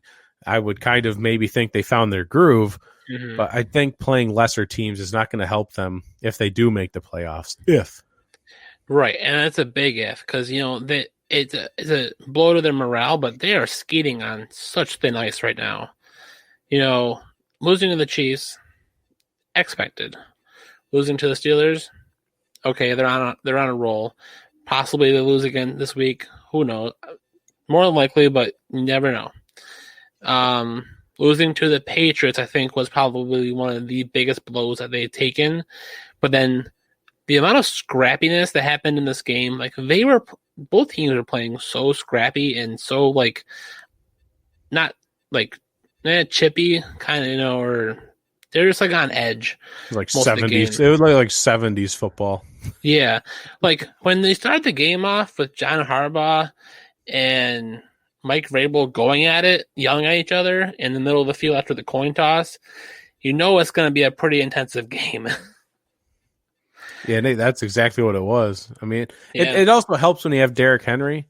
Right. You know, it helps bring the intensity factor up a little bit when you have to try and tackle a guy like that. Normally, when you have to tackle Derrick Henry, the practices that you hold before are pretty high intense. Like you're out there trying to tackle boulders just for practice to try and strengthen yourself. You know, hey, go hit that rock over there with your shoulder pads. Because that's what it's going to feel like. Yeah. You know, the Ravens offense, you know, they got something moving over the middle. That was kind of like a weak spot that's been known for the Tennessee defense is over that, you know, that middle slant route. You know, Mark Andrews had a couple good catches there for the Ravens. But other than that, they didn't do a ton. You know, J.K. Dobbins had a couple good runs. But it seemed, you know, just thinking about it right now and recalling the game in my head, the Ravens, they just rotate their running backs. It's on schedule. It's not how the game's going. It's all right, you're going in now. All right, now you're going in. Doesn't matter if they're playing good or not. It's just automatic rotation, and it's like automatic rotation of plays, and that's not good for the Ravens. That's not good for Lamar Jackson. And that was one of the big topics this weekend I saw was, has the league figured out Lamar Jackson? Absolutely, they figured him out. Yeah, it's over. He's done. The jig is up. Yep. Unless he can develop some magical passing ability, and I'll give him one small sliver of benefit of the doubt that those wide receivers are not good. Marquise Brown had several drops in this game. Mm-hmm. So, and this is what I've been screaming for, especially in the draft this past season. Mm-hmm. Going out and Dez Bryant does nothing for you. It's fun. It's cool. It's Dez Bryant. The dude is a dinosaur, all right? He hasn't played in like 2 years. Just let him die in peace. Don't bring Dez Bryant into your crappy organization, all right? They didn't go out and draft a wide receiver. They did nothing to help their actual need. Because if they can open up their playbook and have these outside the number kind of plays and you take things out of the middle of the field, you make defenses start guessing again, then okay, fine. But even if they do draft that wide receiver, they bring in that big name wide receiver in free agency, a trade, whatever the case may be, Lamar Jackson still needs to make those throws. Mm-hmm. And none of us have seen that he has the ability to do that on a consistent basis. Consistent basis. Do not come to me with your 3 examples of good passes he's made. No. That is not consistent over 3 seasons.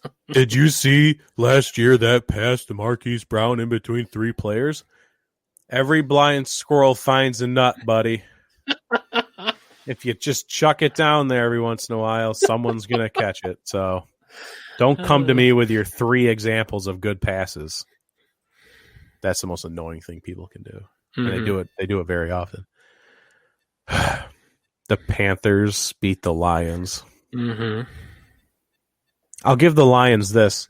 Marvin Jones Jr. did catch a touchdown pass deep down the field. And it was a good catch and a good pass, but it was called back for holding on the offensive line. So that would have been their points if it wasn't for a penalty.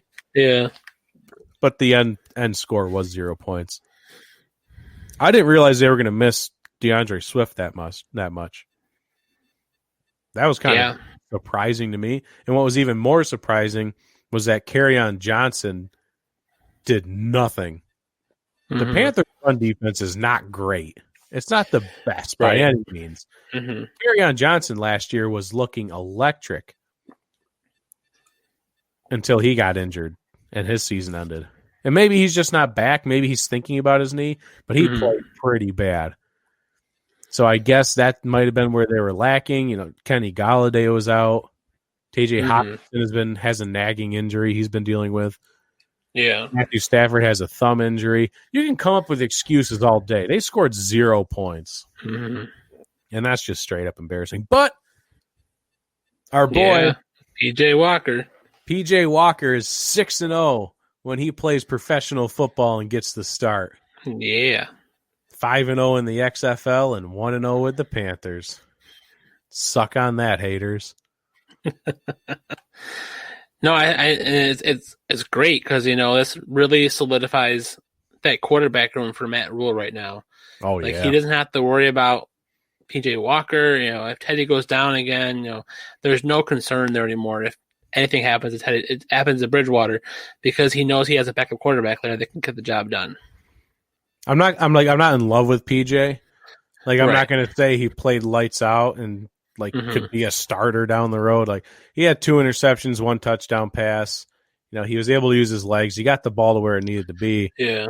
I think he was serviceable, kind of in a kind of similar to a Taysom Hill role. We'll get to that in a little bit. But yeah. He did well. I'm not going to say he won the game because he also made his fair share of mistakes, but for his first NFL start, yeah, man, couldn't be happier for him. And he's lucky that he has people like Mike Davis around him and DJ Moore, Robbie Anderson to catch passes. That helps too. Who's the tight end for the Panthers? I'll give you $50 on the spot if you can name the tight end for the Panthers. I can tell you who was. Yeah, I can. Yeah. I think that's pretty easy. Well, he's on IR now too, Greg Olsen. See, it could be career ending almost. Yeah, I kind of would just like to walk up to Greg Olsen and just say, okay. Go do your commentary. Do your television contract now. Yeah, just move on, dude. It's time to go. Yeah. But he was playing well. It's sad to see, but it's time to go. The Browns beat the Eagles. Hey-o. Yeah. If my parents are still here, turn away. No. The Eagles lost 22-17. The Browns defense, even without Myles Garrett, still got a lot of pressure on Carson Wentz, which is, generally to be expected because it's the Eagles. Yeah. They're off. Carson Wentz, I believe, is the second most sacked quarterback in the league behind Russell Wilson. Mm-hmm. Yeah. You know who number 3 is? Joe Burrow. Oof. Ooh. Yeah. Yeah. But, the running backs also showed up. Kareem Hunt didn't really show up. Yeah, because he had negative yardage, but touchdown. Yeah. He didn't really show up. Nick Chubb did. Nick Chubb played great. It was funny because every time I watch the Red Zone channel when it comes to football, every time they put the Browns game on, it was Kareem Hunt running the ball. I'm not even joking. I don't think I watched one Nick. I at one point thought Nick Chubb got hurt. I said that to myself. I was like, is he out of the game? Where is Nick? Why is Kareem Hunt getting all these runs? Because at one point they were on the 2-yard line, and Kareem Hunt took 3 straight snaps into the end zone. Yeah. Where's Nick Chubb? Why is Kareem Hunt taking goal line snaps? What is happening? That's because Nick Chubb thought he got hurt. I thought he was hurt.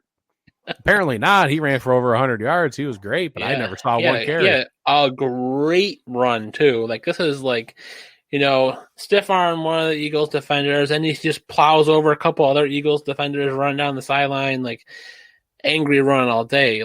Nick Chubb is gonna be a Cleveland Brown for a while, I bet. Can you really call them Eagles defenders? People wearing Eagles uniforms. There you go. All right. And they're playing defense. All right. Or they're on the defensive side of the ball. There we go. Yeah. There we go. That's good. Their defense is supposed to be good. That's supposed to be the strong point of the team, especially their run defense. Their front seven is supposed to be their strength. Right. What happened to that? Well, Nick Chubb happened to that. No one can stop Nick. Oh my God. He's so good. Oh, I got 2 points here. Okay. For post game conferences. Mm-hmm. So you put down Carson Wentz needs to be benched, especially after he said it is what it is in a post game press conference. That's really his reaction after taking a loss, huh? Yep. I didn't even hear that one because I was focused on another one. That was part of it, and he was like, yeah, it is what it is. I'm gonna put my head down. You guys can say whatever you want. I'm gonna keep working. I'm like, what? You just got your bleep kicked by the Browns, who scored me 20 fantasy points on defense. Just an FYI. Yeet. And this is your reaction? How you played so poorly all year? That's not acceptable. for an NFL team to be like that. NFL player. The leader of a locker room, your quarterback, is just like, it is what it is. Like, bring Jalen Hurts in. This is a new guy following over at Twitch. Oh, nice. Nonetheless, Twitch, man, that's sweet. Thanks for tuning in on our Twitch channel. It's kind of new. Thank you. Dark Sage 9117. I am going to give an unpopular opinion, but I stand by this and believe this needs to be said. Okay, let me know what it is, because he hasn't sent it yet. I'll wait for it. But in the meantime, the post game conference that was said was this one. Just I couldn't figure this out. I couldn't understand. Doug Peterson, head coach of the Philadelphia Eagles. I'm trying to figure out what to do with my hands because it's so upsetting. If you're watching a live stream, I'm like over here like, Doug Peterson said he will not bench Carson Wentz. He won't. He's said this in multiple weeks now, that he will not bench Carson Wentz. But this time he elaborated on it. He said he will not bench Carson Wentz because that would send the wrong message to the team that the season is over. Hey, Doug, I got one for you. If you keep Carson Wentz behind center, that's a message that your season's over. But they're still leading the NFC East. Oh, my, I don't want to hear it. Your team that's is not a good excuse anymore. If we just take out the division race, whatever you want to call it, for the NFC East, whatever you want to call that disaster going on over there, if you take out the fact that they're leading that terrible division, their record is 3-7-1, I believe. I'm pretty sure I'm right on that. 3-7-1. Any other team that's 3-7-1 and has a rookie quarterback in the wing and their starters playing like the way Carson Wentz is playing, that rookie would be starting. That's a fact. But just the fact that they're leading their terrible division means Carson Wentz will keep playing because Doug thinks he's the answer. I don't know how you keep him in there. He's losing games for you. This isn't even close. He's the reason. Interceptions, fumbles, unnecessary sacks where he just doesn't get rid of the ball. He's losing you games. Yeah. And he's been doing it for 11 weeks. I just don't understand.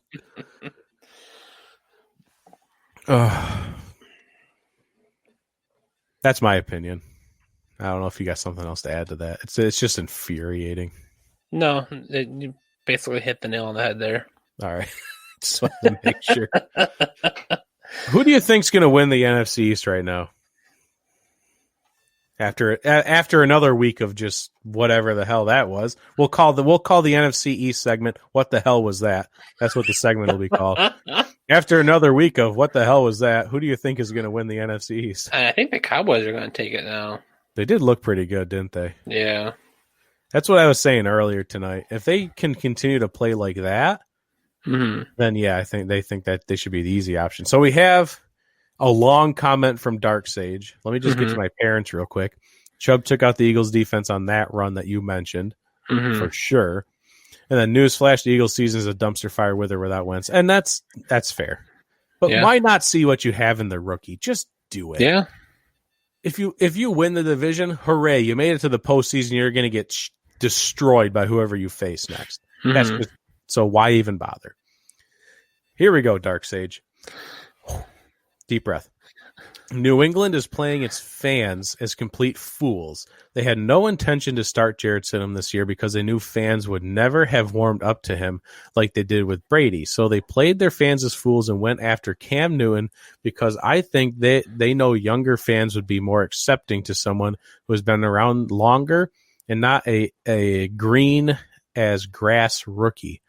In my opinion, this Patriots team is the 2000 redo of Bledsoe and Brady all over again. Interesting take. Interesting, yeah. Do you have an initial opinion on that? That's a lot to soak in. It is a lot to soak in. It's not a terrible take. But it seems like something they would do. It's something the Patriots would do. It's very Patriot. It's very Patriot. It's very Robert Kraft and Bill Belichick style right there. Yeah. Would not surprise me one bit if that's what they're doing. So basically, are we saying that the Patriots are going to be drafting a quarterback this year in the first round and will be taking over for Newton/Bledsoe? Or are we saying Stidham is Brady and will take over for Cam next season? Like what's the take here? I think in this scenario, Stidham is essentially Brady. Okay. And then so you think of this as Brady's rookie year. And, Cam Newton comes in as the experienced quarterback, which Drew Bledsoe was. And, that it's much more appealing for the organization to its fan base. Because as much as they like Jarrett Stidham, they probably are like, it's not quite there. We just had 20 years of one quarterback, so we're a little cautious. They got Cam Newton on a dirt cheap contract, and it's depending on how the season goes, Cam could be one and done with New England, which I think is very likely, and they're going to be looking for another quarterback. Maybe Stidham's not the answer, but I think that's the scenario you're looking at right now, is that Stidham is Brady, Newton is Bledsoe. Okay. All right. And Dark Sage has the other opinion that Stidham is Bledsoe and Newton is Brady. Because I guess his opinion was Stidham was the guy that they were going to run with, hey, everyone, here's Stidham/Bledsoe. This is our guy. And then Newton is Brady. He comes in and takes over the role. And then Newton will get injured at some point, and then someone else will take over in that Brady Bledsoe role. So there's someone that's not even in play yet, is what he's also saying. So someone will probably get drafted, is what we're waiting for. Right. So I guess in Dark Sage's opinion, Stidham's not really even in this scenario yet. Right now they have their Bledsoe, but they're waiting to pick up their Brady, is what he's saying. Yep. Okay. All right.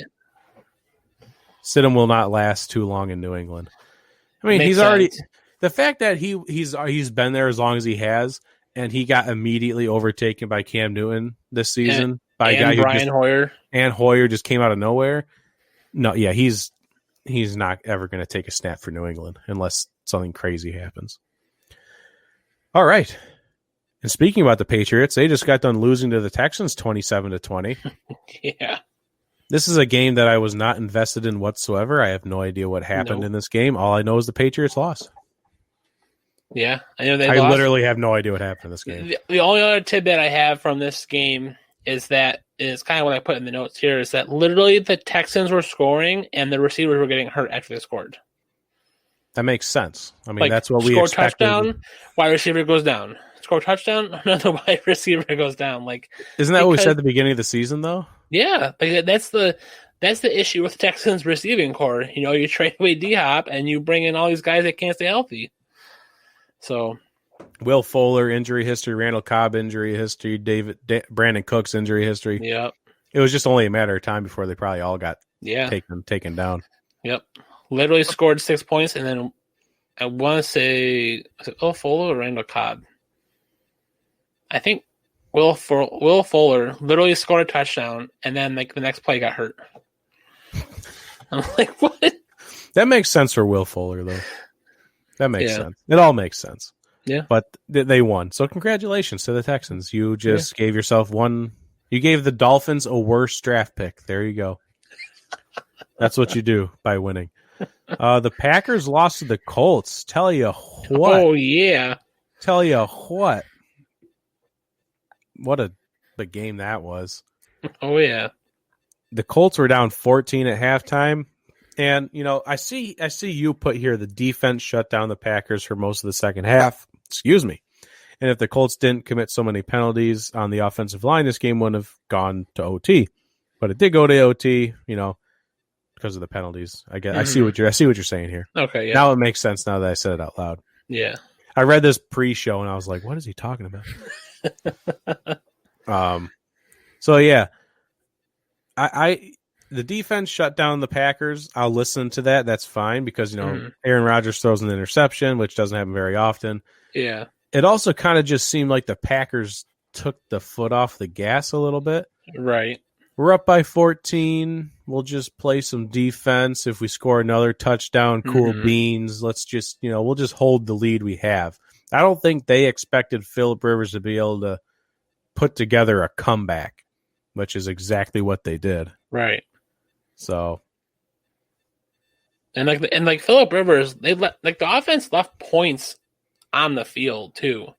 Like there was touchdowns that were called back because of offensive holding. Like if those penalties aren't committed, the Colts theoretically catch up faster before the end of the game, and they keep the lead. Because that defense, I feel like, was playing well. Granted, the offense for the Packers might have, let off the gas a little bit, but the game was a little back and forth early on, and then the Packers take that lead before halftime. Mm-hmm.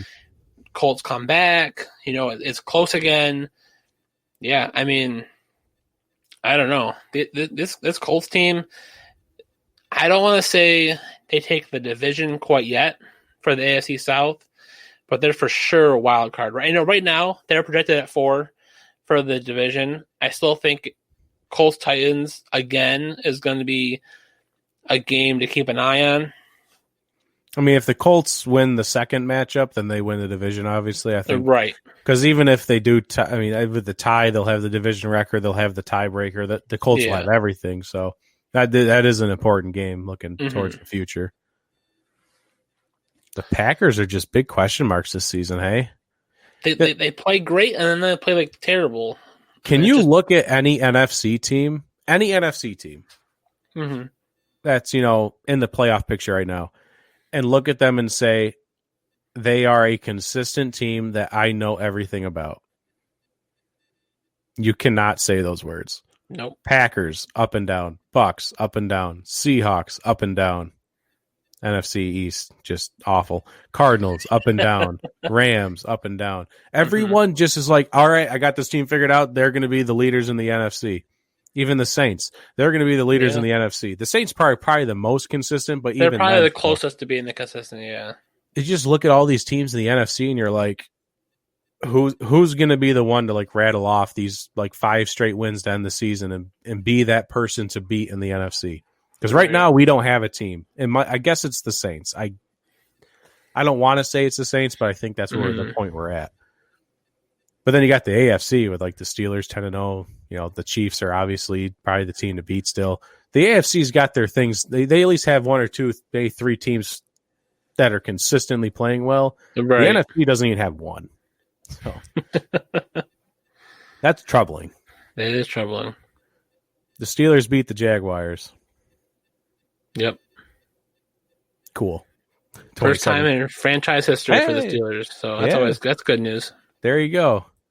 And Chase Claypool has 10 touchdowns through 10 games. So that's fun. There you go. The Saints beat the Falcons 24-9. See, I put this win on the Saints defense. Okay. I completely agree. I didn't see much of this game or any at all.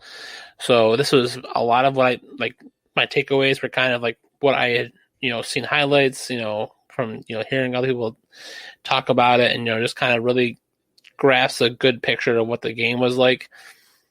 But I completely agree with you that it was more than likely the defense that kept the Falcons in check, which allowed Taysom Hill to be quote unquote efficient. Yeah. I mean, the defense clamped down the Falcons to 9 freaking points. The Falcons, even on a bad day, are scoring 30 points. Mm-hmm. That's just the kind of team they are. Right. They score points. And the fact that they scored 9 is a testament to the Saints defense. Mm-hmm. And it's just incredible. And then, okay, fine. We'll look at Taysom Hill. He had 2 rushing touchdowns. That's what we expected. He was an efficient passer. He was, no touchdowns, no interceptions. He had no fumbles. He got the ball to where it needed to be. Mm-hmm. And he did fine. and then the 2 rushing touchdowns. They played an offense that we all expected to see. This was not shocking. So, what the heck? That's weird. Yeah, I just think the Saints offense was good.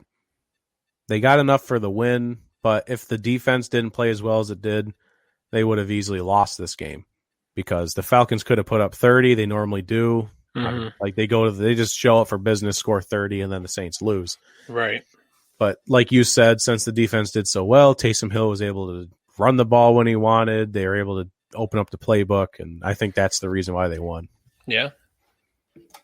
Yep. Fair enough. We talked about Alex Smith getting his first win as a starter in over 2 years. They beat the Bengals 29. Rest in peace to Joe Burrow's left leg. That's about all I had on that game. We talked about that a lot early on in the show. Yeah. I mean, I think before Burrow went out, there was a little bit of a good matchup between, Chase Young and Burrow. Like there was that hit at the goal line, like first overall pick, second overall pick, seeing that battle out there from the other side, opposite sides of the football here. But yeah, good for Alex Smith to get that first win, and Godspeed for Joe Burrow. Yeah. Hopefully he comes back fine, but it'll be a while. Yeah. Andy Dalton beat the Vikings 31-28. Yeah. I had no idea he won that game until later in the night. I was honestly very shocked. Yeah. But it just looked like, the Cowboys offense I was supposed to be. Andy Dalton was efficient. Amari Cooper, not so much Michael Gallup, but CeeDee Lamb made miraculous catches. CeeDee Lamb's touchdown catch was something of beauty. Tell you what, making that body adjustment in the end zone is just amazing.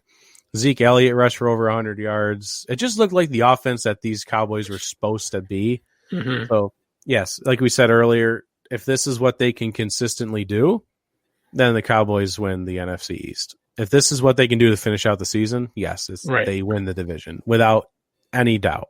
It's just a matter if they can do this, consistently here on out. Right. And then I guess the Vikings played okay. I don't know. Yeah, I think Dalvin Cook had an okay day, but the Vikings defense just couldn't slow the Cowboys offense enough to let their offense get any more points in them. So, yeah, I mean, Adam Thielen had, I don't think it was a career day, but for many other wide receivers, it would have been a career day. It was like 120 receiving yards, 2 touchdowns. So I know Kirk Cousins had a decent day, but yeah, Dalvin Cook, I think, was the struggle piece there for the Vikings, along with the defense. The Broncos beat the Dolphins. See, no one really cares about any of this right now. Broncos beat the Dolphins. Okay, that's impressive, I guess, because the Dolphins defense usually plays pretty well. The story here is Tua was pulled by Brian Flores. And, what everyone's been spoon-fed by the media and, what everyone's been led to believe is that Brian Flores wanted to spark the team in the second half because Tua wasn't playing well enough. So they put Fitzmagic in there to try and win the game. What I think is what really happened, Tua was sacked 6 times in that before he was benched. And that last one, a little bit of a weird sack, got that leg kind of rolled up. I don't think Tua got hurt. Yeah. I think Brian Flores said, let's just save Tua. It's his rookie year. He's 4 games in. We don't want something to happen right now. I still don't think that's a good enough reason for pulling Tua. So I don't agree with this. I just got done loving on Brian Flores last week. I said he was my head coaching crush. I love this guy, what he's done with the Dolphins. This was a huge mistake. You can't just sit there on the sideline as a head coach and be like, all right, yep, you're not playing that well. Let's just pull you out. Like, if every single time, if Tua's mentality is every time I'm playing poorly, I'm going to get pulled and I don't have to finish a game, then that's going to hurt his development. Yep. This kid has to see a game through. If he gets sacked 20 times, I don't care. Change the playbook, run the ball more, get him out of the pocket, figure things out, change the game plan. don't just be like, you got sacked 6 times. Well, I guess we're just done. Let's move on. That's just bad coaching, and it just leaves a bad mark, I think, in Tua's brain. Yeah, it's just the coddling basically of Tua right now, and it's like that's why I'm like, no, he needs to. If he's not injured and he can play, he needs to finish the game. Take the loss like a man. Like, you can't just have Fitzpatrick in there trying to get a spark to win the game. Like, granted, he almost did. Yeah. But that's not good for your team in general, be flip-flopping quarterbacks like that in the middle of a game because one's playing ineffective. Like, Brian Flores decided to start Tua after the bye week. He needs to stick with Tua. You can't flip-flop from week to week when you make that flip from a veteran quarterback who was winning games for the Dolphins to a rookie who was, top 5 draft pick. Playing okay. Right.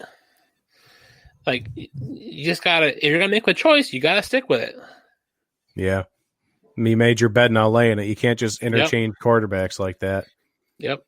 And if you're not going to come out and say it was an injury concern, if he came out and said it was an injury concern, we don't talk about this. Exactly. But he said it was performance-based, and that's an issue. That's a huge issue for many NFL fans. We'll try and rapid-fire some of these. The Chargers almost lost to the Jets. Like, it came down to some of the last plays of the game. Yeah. And the fact this is it for me. Mm-hmm. They might have won this game, but Anthony Lynn needs to go. Yeah. Justin Herbert played pretty much lights out. Mm-hmm. If Anthony Lynn can't coach a game for 4 quarters, he needs to go. Because they almost lost to the Jets. They were blowing out the Jets, and then Adam Gase takes over play calling, and they just run and pass all over the Chargers. That should not be allowed. No. To happen ever. I'm sorry. Anthony Lynn's a great story, fun guy. You can't. These losses and close wins have to end. Mm-hmm. And the close wins don't happen very often. I think all 7 of their losses have come by 34 points, all 1-score games. Mm-hmm. That's unacceptable. And this has been happening for multiple seasons. So I think I don't think he's on the hottest seat in the world. But it's getting pretty warm. If I have a hot seat, if I'm allowed to have temperatures, he's like top 3 for me. He's sitting right there with like Adam Gase and Romeo Crennel, but he's not. He's just like an intern, but I guess that doesn't really count. Pete Carroll, screw that guy. Get him out of here. The Chiefs beat the Raiders. Yeah. The Raiders played very well. They did. And it was Patrick Mahomes' game-winning drive to win the game. 7 plays, 75 yards, just over a minute. Mm-hmm. And Travis Kelce was open like 10 yards in each direction for that touchdown catch. Yeah. If I'm Jason Witten, who caught the go-ahead touchdown pass for the Raiders, and I'm Derek Carr, if I'm anyone on that offense, I'm like giving the cold shoulder to the defense in the locker room. Like, I'm not talking to you. To let Patrick Mahomes go down the field like he did. It wasn't even close. Because there was still 28 seconds on the clock. They scored with time to spare. It was a joke. He just is like, yep, pass, touchdown. Like it was practice. Yeah, it's like the Raiders defense was like, oh, just gotta keep them out of the end zone. And right. then all of a sudden they're at the end zone. I'm like, oh, what happened? Wait, what? And like these were passes to the middle of the field too. The Chiefs weren't even playing the out of bounds. Yeah. They were just, the playbook was wide open. They're just like, let's just throw it wherever the guy's open and just run up to the ball and let's go. They only had one timeout. They only used one timeout. That's embarrassing by the Raiders defense. But hey, they split the series for the season, so that's a big deal. And this Raiders offense, they're grooving. Like, you know, we saw that Sunday night. So I mean, look out, keep an eye on them. I think we were both hesitant early on in the season to, buy in on the Raiders. And, if that defense, can shore up a little bit, play a better complete game, I'm buying on these Raiders. Like, they're doing well. I'm officially think I'm buying them for the future. All right. Because it's not like their defense has no hope. It's not like their defense is full of old guys who like they're going to have to replace. These are young corners, young safeties, young everything. They're going to get better. They're going to grow. And they can just add veteran presence or just more stronger rookies there too. I'm buying them for the future, especially what I've seen from the offense. And last but not least, the Rams beat the Buccaneers. Jared Goff, both run games were non-existent in this game, which is why, whenever I talk about the Rams, I say if they don't have a run game going, Jared Goff is inefficient. Well, son of a gun. Jared Goff just spit in my face. I'm not going to say he can do this on a consistent basis. Right. I think it might be like a one-time deal. Not one time, but, it's not the common thing. Right. Jared Goff was amazing. My goodness. 2 receivers over 100 yards, Robert Woods, Cooper Kupp. He was hitting everything. Yeah.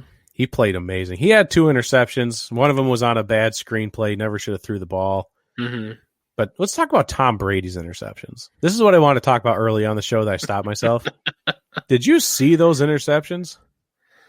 Oh, my God. If you have not seen Tom Brady's interceptions from last night, I'm going to have to go. Just go ahead and Google them. Yeah, I've got to find those. They're both on deep balls where it just looks like he was playing catch with the defense. Like he overthrew was that the one to his Antonio receiver. Brown? One of them was. I did see that one. I was like, what is he doing? Right. And it's just, and this is where you have to start questioning if Tom Brady is starting to decline a little bit. He has so much talent around him. And this isn't even a communication issue at this point. These are just straight deep balls that he is either overthrowing or just putting in the wrong spot. Neither one of them were even close. Yeah. They were 2 very embarrassing throws. And it wasn't just the interceptions. It was all night. It was the incompletions too. Anything that was further than like 15 yards down the field, 0% chance of completing it. Like that's just the way it was last night for Tom Brady. So you're just starting to question if he's deteriorating a little bit. Oh, I absolutely think he is. Sad. Yeah. No teams on a bye week this week? No. Nice. Only the Bucks and Panthers on a bye week next week. They're the last 2 teams to have their bye week. I was going to say, that's it. Yeah. That's it, yeah. Good stuff. So 16 games moving forward except next week. Yeah. Very exciting stuff. So we got, I guess we'll kind of do a power run. I don't know. It's supposed to be a 2-hour show, but if we want to stop and talk about one, we can. But if it's like an obvious one, we'll try and just keep moving. Yeah, we'll just kind of keep moving. There's nothing really for Jer Stoppler this week. Besides, your big one is what, the Browns and Jags? No. Not even. Monday night is probably, I just saw that. Let me throw up the banner for you. Hold on. All right. There you go. So we can talk about Monday Night Sturf Top. We'll just do this. Right. Do Monday. We'll go backwards here. Start with Monday Night Football. Okay. So Monday night, as of right now, I will put a disclaimer out there. Your Weather Channel apps, your AccuWeather apps, they are more likely accurate only 3 days out from the actual day of weather forecasted. So if today's right, so this is what they're saying now. It could change by Friday or Saturday. Like by Friday, Saturday is your definite, your definite forecast. So what we're having, this is what we're showing now. There's probably a likelihood that it's going to be something similar to this. Being based on the description of the game or the description of the weather for this game, it's probably most likely. But for the Seahawks-Eagles game, it is going to be a wet one in Philadelphia with periods of rain, upper 40s, 10 to 20 mile an hour, and the rain that they're going to get during the day and partly during the game should be adding up to about a 1/4 inch in rainfall, which is a lot. That kind of sucks. Yeah, so it's going to be a little bit wet and soggy game, which Philly just played in Cleveland last week. And they did not look good. So here come the Seahawks coming in. And Russell Wilson's fine with playing in the rain. They play in Seattle.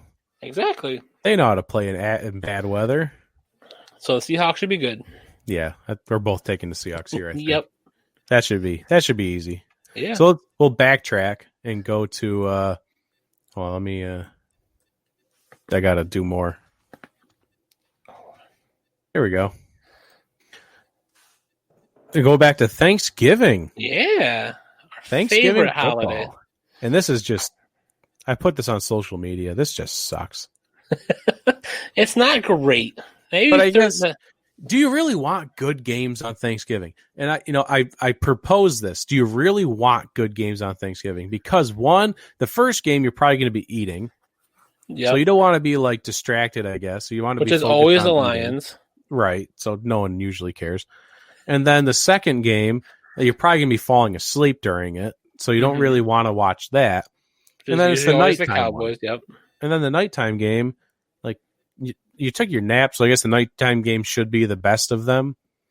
Right. But if you're really tired, you're probably looking to head to bed kind of early. You know, if you've had a busy day with your family and everything. Yep. So these games kind of pan out. Texans at Lions. I'm done with the Lions. I've kind of put the Lions on the same list as the Bears, where I refuse to pick them. That's where I'm at. I agree, yeah.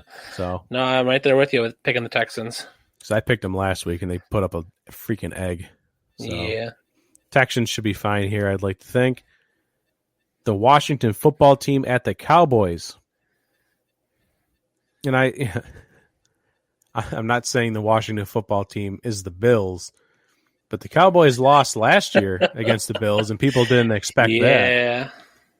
So can the Washington football team pull up an upset on Thanksgiving? I think the Cowboys they're getting into a groove based on last week with Andy Dalton back. So I think they might not get the upset like they did last year. Okay. And the Washington football team did put a beating on the Cowboys earlier in the season, too. They might have their number. I'm picking the Cowboys. I'm just saying this kind of stuff for fun. I am going to take the Cowboys. They played very well. I like to think they can continue their momentum moving forward. Mm-hmm. Ravens at the Steelers. That's an obvious pick for the Steelers, especially with the COVID injuries with the Ravens and just everything going on there. So, Steelers for days. 11-0. Impressive. Steelers get the sweep. Dolphins at the Jets. All right, the next game is not. We're picking the Dolphins. Yeah, Dolphins are going there. I want to propose one last question at the end here. All right. The Cardinals at the Patriots. You know, I like what the Patriots have done the past few weeks. Mm-hmm. They kind of looked like a football team again, but the Cardinals, it's revenge time. They're going to take some frustrations out on the Patriots, I think. Yeah. After getting beat by the Seahawks, they're not happy about that. And Kyler Murray's got a couple extra days of rest. That's true. Because they were on the Thursday night game. So, get a couple extra days. He's probably going to be fine. And I think that Cardinals defense will make Cam Newton play very badly. It's going to be a long day for the Patriots, I think. It's going to be a rough one. It's good football weather, 50s and sunny, you said. Yeah. Panthers at the Vikings. We got a difference here. I think the Vikings, they can pick up a little bit. They didn't play terrible against the Cowboys, I don't think. At least Kirk Cousins didn't play terrible. Mm-hmm. If Dalvin Cook can pick up, because, the Panthers' run defense we just got done talking about isn't the greatest. So I think Dalvin Cook should be able to take advantage of that and get back to where he was before, his 2-3 game stretch he was on. Yeah. So I like the Vikings to be able to pick their offense back up and look pretty good. All right. Yeah, I don't remember picking the Panthers there now. Whoops. Are you changing your pick? I don't feel comfortable with the Panthers pick now. I don't know why you did initially, but I mean, I like maybe Teddy's going to be back. They pick up left off. I think Teddy's projected to be back, and I think McCaffrey's projected to be back. But they didn't play so great last time those two were both on the field. I mean, they haven't had a lot of time to mesh this season, so. Yeah, I'm changing it. I'm going with the Vikings. Hey-o, we got to change. I don't like the Panthers on this pick. I think the Vikings, the only thing that worries me is the Vikings defense, but I think Dalvin Cook could run all over that Panthers defense pretty well. So I'm taking the Vikings there for sure. That means the Panthers will win. Congratulations. You just screwed us both. That's okay, because I don't lose any games behind. I don't get any farther behind. That's true. The Browns at the Jaguars. Yeah. Yep. Baker Mayfield, Nick Chubb, Kareem Hunt, I should have a day. Should be a good day for the Browns. Defense should have a good day, yeah. Get another game up on the Ravens. It's a bad timing for the Ravens. Titans at the Colts. Here we are. I mean, I'm taking the Colts again because the Titans still aren't showing me that they've changed. You know, they're still doing the same thing they did the last time these two teams played. Yeah. And if anything, the Colts look better because they just got them beating the freaking Packers. Yep. So I'm taking the Colts again to sweep the series. I am not taking the Titans like I did last time. I will be taking the Colts. Hey-o. Because, like you said, they are playing much better than they did when they played last time, and the Titans just aren't changing much. They're set in their ways. The defense is okay, and it can do a little bit at crunch time, but they've played pretty soft. It seems like lately. I know from watching that Ravens game, it was very soft, and the special teams for the Titans is atrocious. That's not good. Give me the Colts. All right. Colts it is. Giants at the Bengals. I'm not in love with the Giants, but without Joe Burrow, I have no faith in those Bengals. So Yep. Giants. It's almost like the Bengals just became the Jets. It's almost like an auto pick for the other team. Yikes. Oh. Chargers at the Bills. Even if this is a great game through 3.5 quarters, the Bills will win at the end because the Chargers will choke. Yep. So just it's whether the Bills are blowing them out or they need a comeback, the Bills win either way. So Bills all day. Yeah, taking the Bills. Of course you are. Raiders at the Falcons. After what I just saw from the Falcons, I could see the Falcons being fine this game, though, because the Raiders' defense is not the Saints' defense. So I could see the Falcons being able to go back to scoring 30-plus points. But we also have seen the Raiders scoring 30-plus points. They just put up 31 against the Chiefs. Yep. It's going to be an offensive battle, I think, for sure. I am going to take the Raiders. Yeah, I think the Raiders defense gets a little bit of like a regaining confidence against the Falcons. Like the Falcons offense, like Matt Ryan and the Falcons offense plays pretty well in passing, but they're not Patrick Mahomes. So It's a little bit different scheme on offense, and so that's why I'm thinking this Raiders defense can kind of catch their breath, change of pace, regain the confidence in defense. And I think the Raiders offense is just going to keep rolling. They just have something going. So Raiders. Yeah, who would have thought Nelson Aguilar would be a key piece of an offense anywhere? Good Lord. Didn't see that coming. Right. 49ers at the Rams. That's unfortunately for the Seahawks, that's going to be another Rams win. Yep. It's going to be tough to top the Rams right now. Tell you what. Saints at the Broncos. This is going to be the Saints winning again. Whether it's just the Broncos, I don't know. I don't know how they won that game against the Dolphins, but not a good team. Chiefs at the Bucks. See, the key here is it's not a primetime game, so this could end up being like a classic. This could be a good game. Right, has the potential because when the Bucks aren't in primetime, they've played extremely well. Yeah, but it's the Chiefs. If they were playing any other team, I think right. I think they could get back on track in this game, but I feel like if Tom Brady scores 4 touchdowns, Patrick Mahomes I see what you can do and I can do it better, so I'll score 5. Here's the real question. Do you think Tom Brady will shake the hand of Patrick Mahomes? Yes. Okay. Because Tom Brady has beaten him in the AFC Championship game. Oh. Respect. Respect. All right. And then last but not least, the Sunday Night Football game, because we already did the Seahawks and Eagles, the Bears at the Packers. Yep. Green Bay. Yep. Gonna be a cold one, but Green Bay. that is a depressing end to the show. All right, and last but not least, Sunday Night Football primetime game, Bears at the Packers. Damn. Oh, yeah. Yeah, we're taking the Packers in case anyone didn't know. Yep. That was our first ever Tuesday full show. Yeah. You'd say you post these up on Thursday morning? The show or the predictions? Picks. Yeah, I'm gonna. Thanksgiving. I think I'm gonna post this entire show this time around. Yeah, because it's Thursday. I don't want to post an episode on Thanksgiving. Oh yeah. So I'm gonna just post the whole episode. But then moving forward, I'm gonna ask everybody, ask the fans what they prefer. I can split up the picks into a separate show, or we can just do it all as one show. I wanted to see, what I get for like a poll question for people that listen to the podcast, what they might prefer. Yeah, because maybe a 2-hour show is too much to listen to, and they'd like to get it split up. I mean, I would understand that. I probably don't sit down for a 2-hour show unless it's Dan Patrick. That's an exception. Yeah. And we're not Dan Patrick. No.